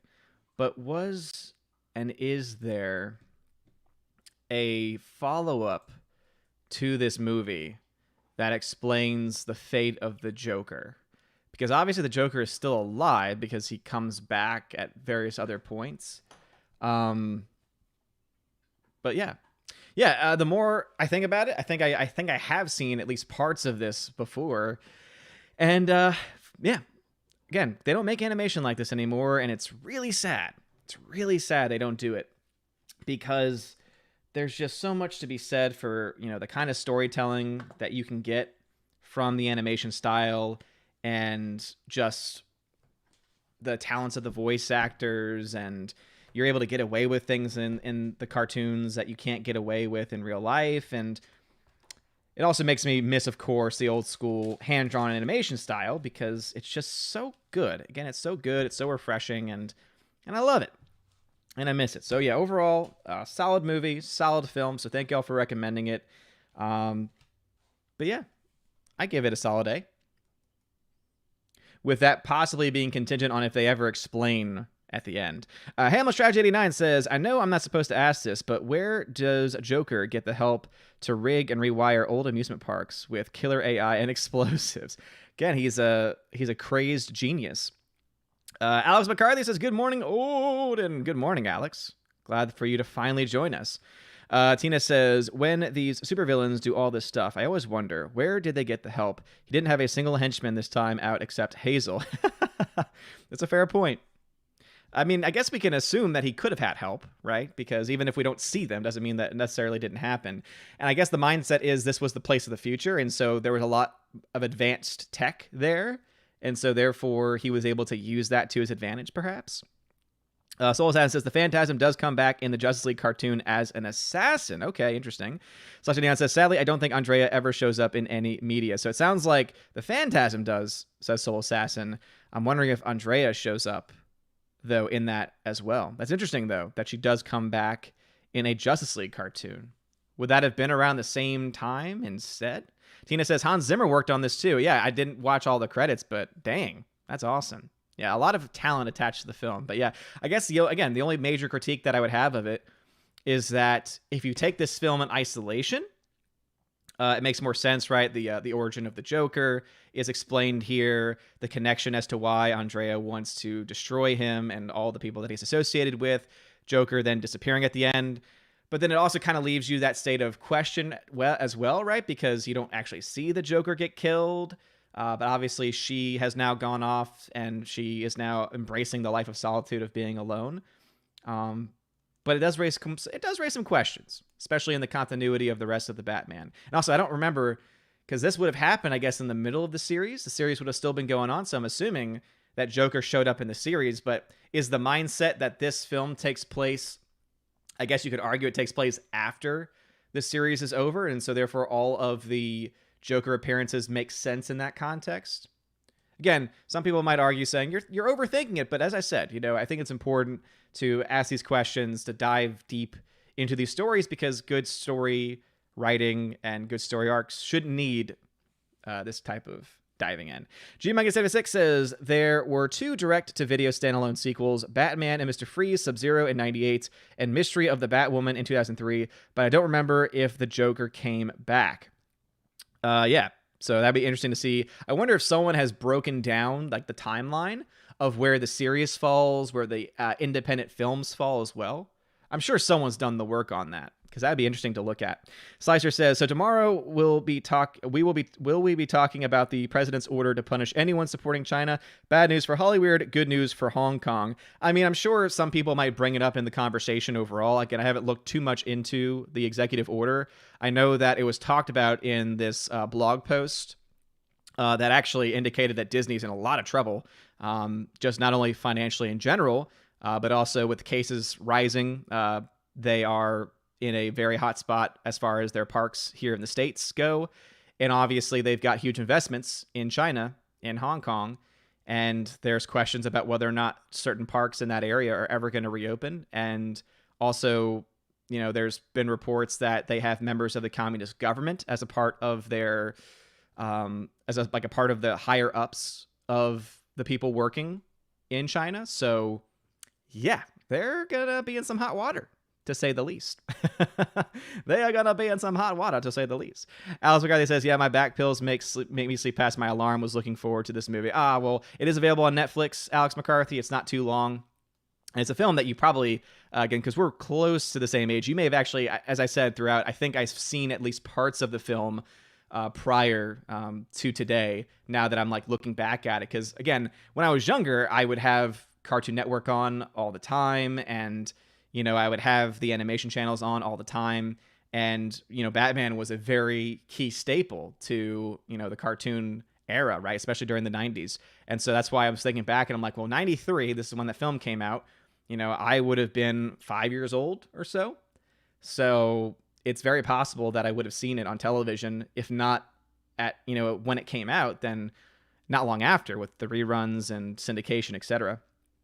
Tina says, Disney only owns a bit of Tokyo Disney and other Asian Disneylands. Tokyo Disney already told them to pound sand about Splash Mountain. Oh, yeah, it doesn't surprise me. And also, too, Tina, Splash Mountain might actually be saved because of them being cash-strapped. Because I think, didn't they make an announcement? I think Park Hoppins covered this, where they're not going to move forward with any new projects, or it's going to be hard for them to move forward with new projects, which could actually save Splash Mountain from the redesign that was announced, right? Because they are like, oh, we need to get rid of any Song of the South references, and so we're going to take Brer Rabbit and all this stuff out, and we're going to replace it with Princess and the Frog, which makes no sense when you actually sit down to think about it logically. But obviously, that's the direction they wanted to go with it. But apparently, because of their financial straits, there's a chance that Splash Mountain could be preserved, at least for a little while longer, because they can't afford to invest in anything new. At least that, I believe, is something that was at one point reported. Alice McCarthy says, Batman, Spider-Man, and X-Men cartoons I grew up on. Yeah, see, I grew up on Batman. I did not grow up on the Spider-Man cartoons, and I did not actually grow up on X-Men either. I don't know why I missed out on X-Men and Spider-Man, because a lot of my friends from the same time had watched all of the shows, right? Now, maybe it's because I wasn't a comics kid, so I didn't know that those characters existed, and so I wouldn't have known to look for them. I really wasn't introduced to the X-Men until the first live-action film came out in 2000. That was really my first introduction, which makes sense when you think about the timeline there, right? Because, at that point, I would have been around, 12 years old? Still in middle school. And so it would make a lot of sense that, for a middle schooler who was starting to go to the movies, like, oh, this looks pretty cool. This guy looks, Hugh Jackman, who's this guy? This guy looks jacked, right? So it actually make a lot of sense. Tina B says, Clownfish TV said Disney is cash-strapped, but seems determined to push through the Splash Mountain garbage. That's part of the Disney Civil War spending. Yeah, and that's the article I read talked about the Civil War going on between Bob Iger and the other Bob Chapek, because apparently Bob Chapek is a numbers guy, and so he's looking at all of this stuff going on saying, we can't spend this money, we don't have it, we're going to be, having to sell things off, and we have to really to stay afloat. While Bob Iger is, well, I need to save my legacy. So there's actually the article that I read, or the blog post from someone who apparently has made claims before that have turned out to be true. Also at one point apparently said that you could potentially see Bob Iger step down in protest if certain deals go forward. Blake St. Clair says, there is a Lost sequel, but the character does appear in supplemental material in the comic series Batman Adventures and others. A sequel now would be pretty cool. Yeah. Again, especially to explain some of the holes that I mentioned. He also says those 90s Marvel cartoons were great, and the X-Men and Spider-Man ones were standout series. Again, I've heard great things about those. Tina says, I would love to hear that August 4th financial call from Iger. They'll try to put a good spin on it, like someone saying, all is well, as the Titanic sinks. Yeah, I mean, they have to, right? When you think about it, it does make sense. You don't tell your company and the people investing in your company, hey, we're sinking, and so abandon ship, right? Because then people sell, and then you do fail. Like, you have to spin it. So it's one of those things where it's like, I can be critical of Disney for doing it, but every company essentially has to do it if they want to stay afloat. Like, only at the point of no return, where there's literally nothing else that can be done. Like, they can still borrow money, and they will. They have so many properties that they can sell off, especially the ones overseas. I imagine that those will be the first to go. And, who knows? If things get bad enough for Disney, I mean, no one's talking about this right now, but something that I would love to see. I would love to see them sell properties like Star Wars or Marvel. They're not going to, because they're, major money makers potentially for Star Wars, because someone could argue, like, has it really been? I think overall that one could easily argue that it's been going in the profitable direction. If you compare how much they spent versus how much they've made in raw gain net profit, right? You could say that there's a difference there. But obviously with Marvel, I mean, that's a huge cash cow for them because they've made money off of that deal. Let's see here. Soul Assassin says, Bob Iger is like a kid who found his parents' credit card and now the bank is calling. Exactly. And Super says, speaking of Disney, all this stuff with China, do you think you'd ever do a vid on Trump's most recent executive order to Hong Kong? So we talked, I just mentioned that earlier because someone asked the question. That should have some impact, right? So yeah, I've basically been talking about that, Super. Because I said I didn't read the executive order altogether, but I mentioned the blog post, the article that I read from someone who has inside sources that apparently Disney is freaked out about this executive order because it means that they could easily be put on blast because of their dealings in China. Because guess what? The only way that you get to work in China and get a foothold in China is if you make it good for China. And apparently the wording of the executive order is very broad and would seem to indicate that if anyone is like helping China or is, I guess, quote unquote, pro-Chinese government, which again, having Chinese communist executives on your payroll, which I think is true when it comes to their properties in Disney in that area, right? Because you need to have people from that area involved somehow. But if they're getting a paycheck somehow from Disney, not a good look for them. But anyway, with all that being said, because we can talk about more about that tomorrow on the Saturday stream, but let's go ahead and elect the next film that we will watch together. So the next AMM will be on Monday morning. And let me just double check my schedule because I think everything should be pretty much normal for next week as far as that's concerned. Because, yeah, so Monday is fine. And then Wednesday is also fine. So I'm doing stuff on Tuesday with school, but obviously that's not going to impact any of the streams because that's going to be earlier in the day.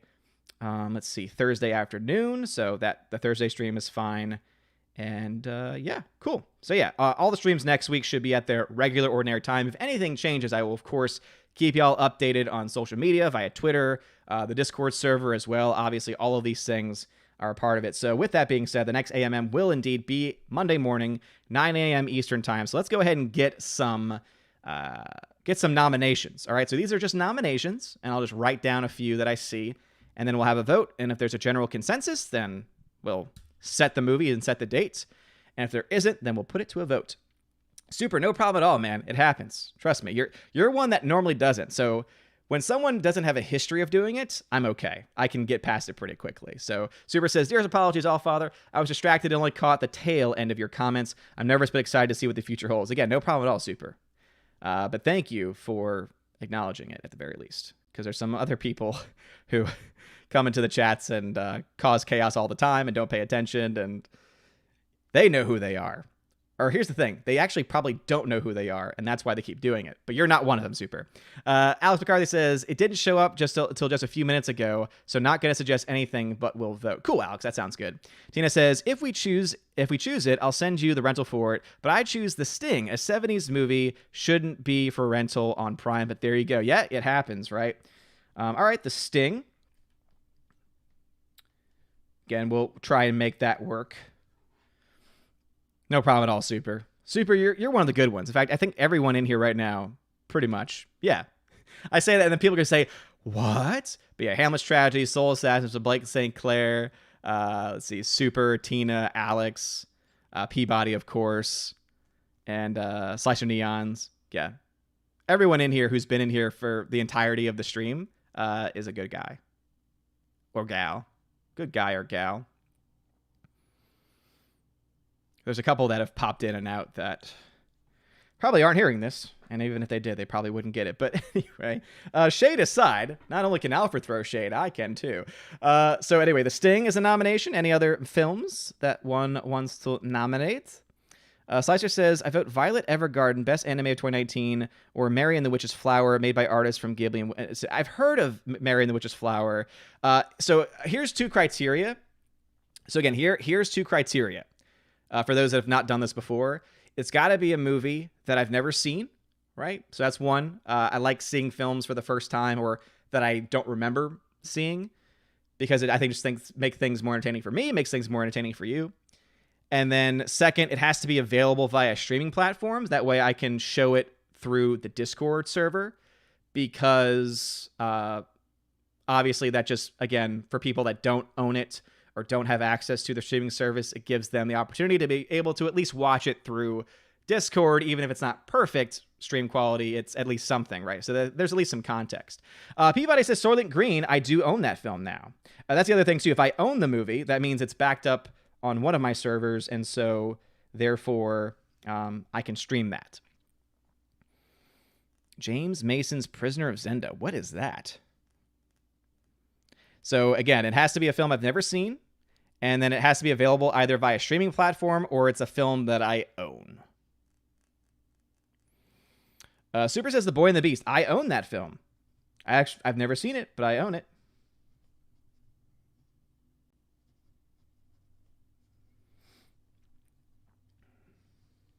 Slicer says both my votes are on Netflix. Did I miss your nominations, Slicer? Mary and the Witch's Flower is on Netflix? Is it on Netflix for the world?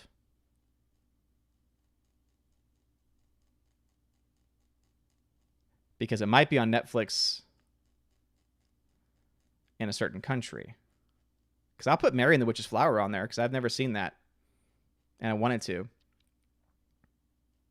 Blake St. Clair says, Google's telling me The Conversation is on Amazon Prime. That's a good one. Okay. Is it on Amazon Prime for rental, though? Because sometimes it says Prime, and that means it's available to rent or buy. So...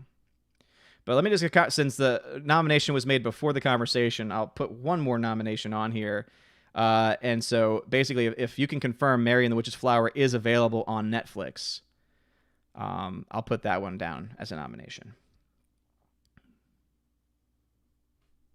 And since I know there's a delay, let's see, Super says The Death of Stalin is on Netflix too. I've seen parts of that. I didn't find it that kind of funny. Alex says, that Peacock app is kind of lame. Yeah, I as soon as it was announced, I was like, I have no desire to see this.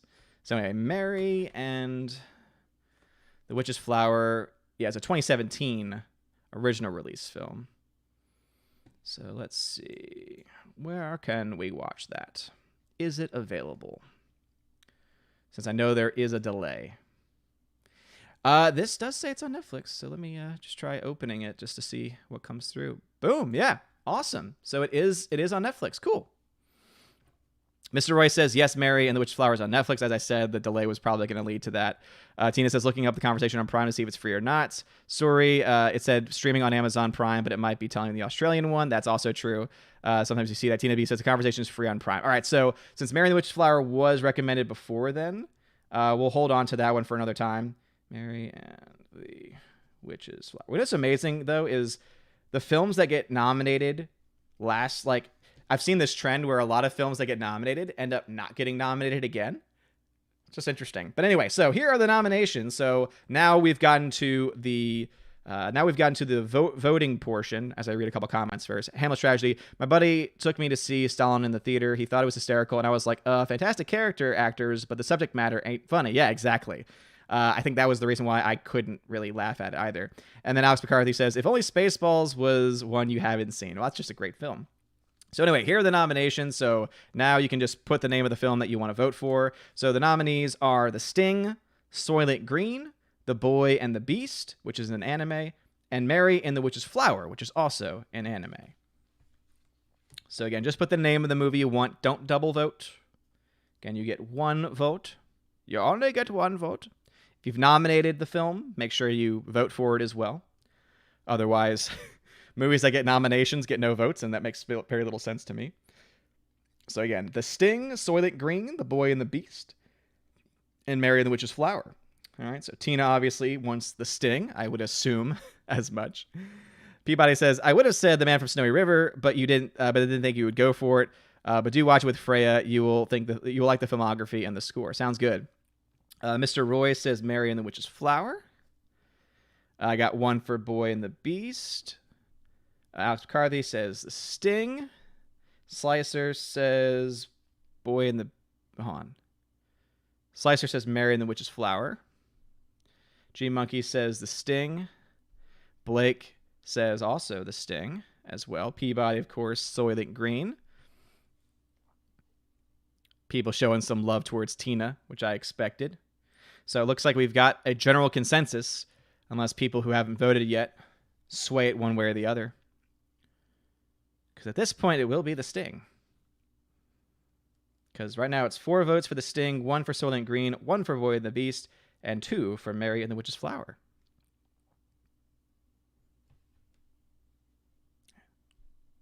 Hamlet's Tragedy says Soylent Green. Okay.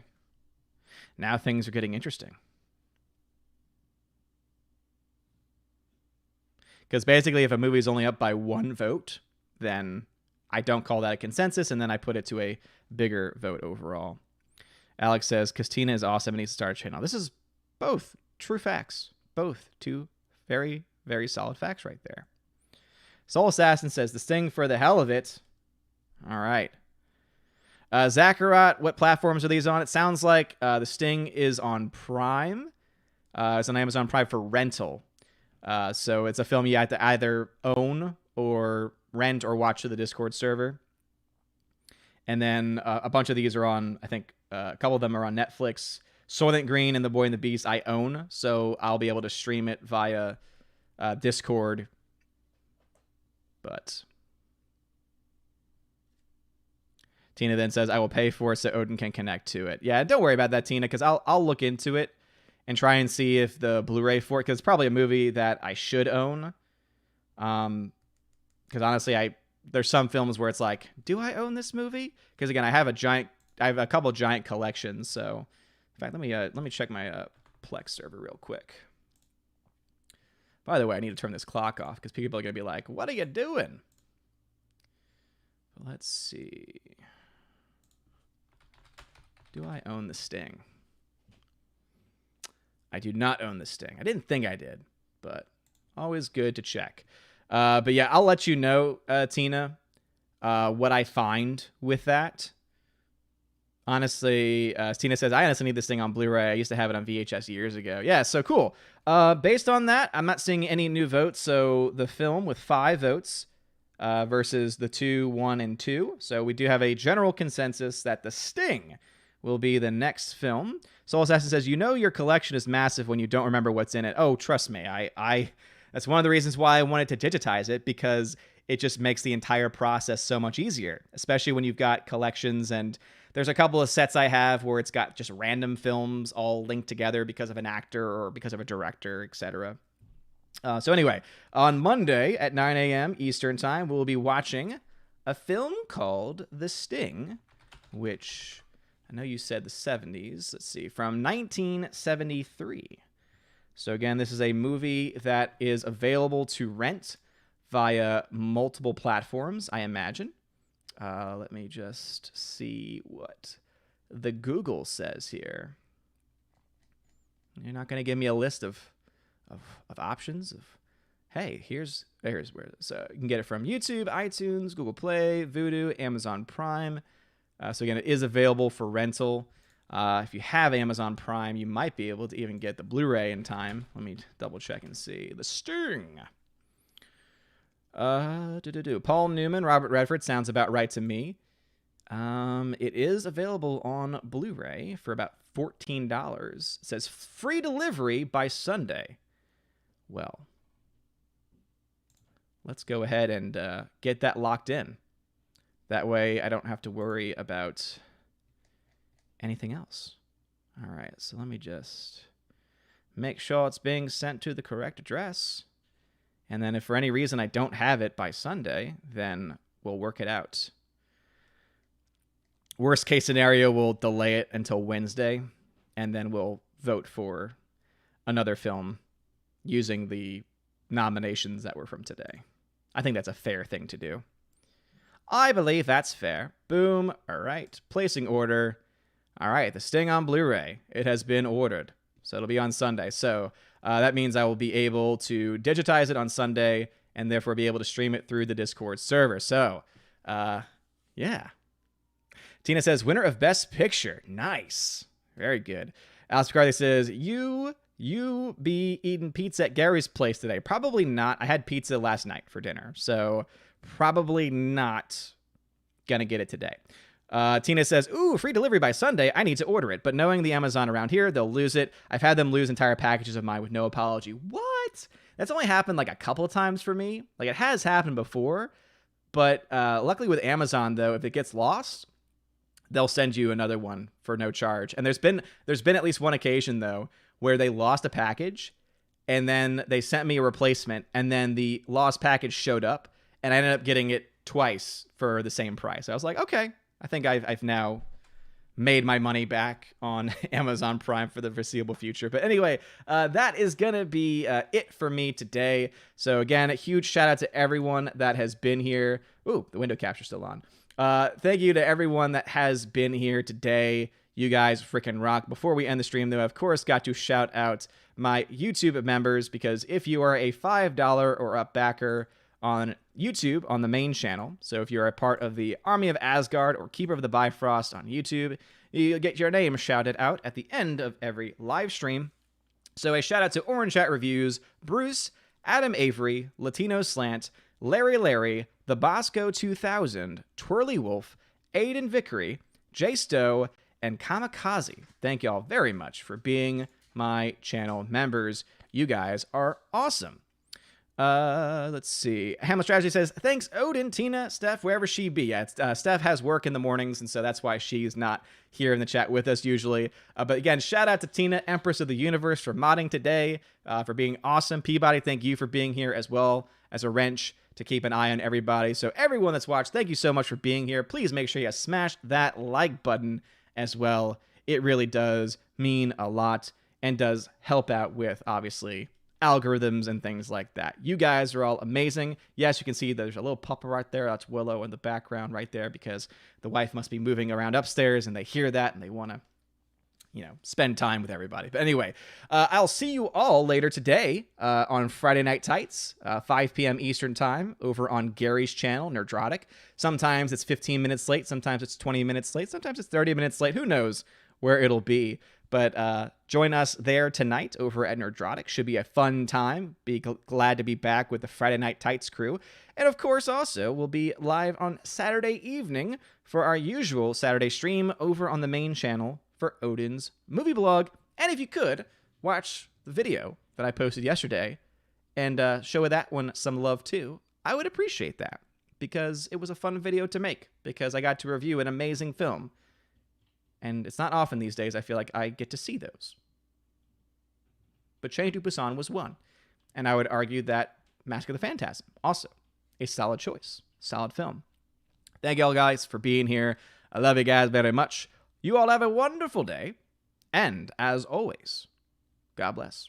And now a huge shout out to all of my Patreon members. Albertus Magnus, Animation Commentator, Brian P., David Bobrizik, Dion, DivX, Enrique Evangelista, Father Christopher Miller, hail to you, Father, Frank the Tank and the Shawhan Wiener Dog Clan, Harold Francis, the Honker Chonker Funky Monkey, Inflamed Wood, Intertrap Productions, Jason Clark, Jacob Juice, Jeffrey Toon, Jonathan Carney, Kenneth Camille, Lady T, Laura Story, who is the modern Major General, Mad Mitch Dunaway, Mike Jackson, Mr. Peabody and his evil twin with the beautiful hair, Orange at Reviews, Outpost Dyer, Out of Step with Reality, Riff Magos, Rosetta Ellen, Steve Glasker, Teresa Martin, Theodore Benton, Tina Bojan, The DJD Show, and Tina B. Thank you all for being my Patreon members, and a huge shout out to my Subscribe Star members, Stand For, John B., Perpetual Punster, Robert Revo, Mr. Roy, Glinzer, G2 Cool 99, Darkstar 57, Alex McCarthy, or J. Alex McCarthy Jr., US 888209 Fast, Dean Heiss, Harold Francis, J. Rod the Beer Guru, Nevadan G. Adams, and ZK Man. Thank you all so very much for being my Patreon and Subscribe Star members. Seriously, you are the wind beneath my wings. You help keep the lights on. You help support things like the giveaways for my $5 and up backers, and also allow me to do a lot of the extra stuff for the channel, including the exclusive OMB podcast that I do every couple of weeks with John, the Flick Pick of the Flick Pick channel. And yeah, thank you so much for your support. Don't want to really drag it out too long this month. You guys are amazing and beautiful people. If you want to have a name shout out, if you want to have access to giveaways, podcasts, any of that kind of stuff, check the links in the description for Patreon and Subscribestar. You guys rock. Have a wonderful day. And as always, God bless. And also a shout out to Father Damien Cook, who has been added to the outro, but I have not uploaded it yet in Streamlabs. God bless everybody.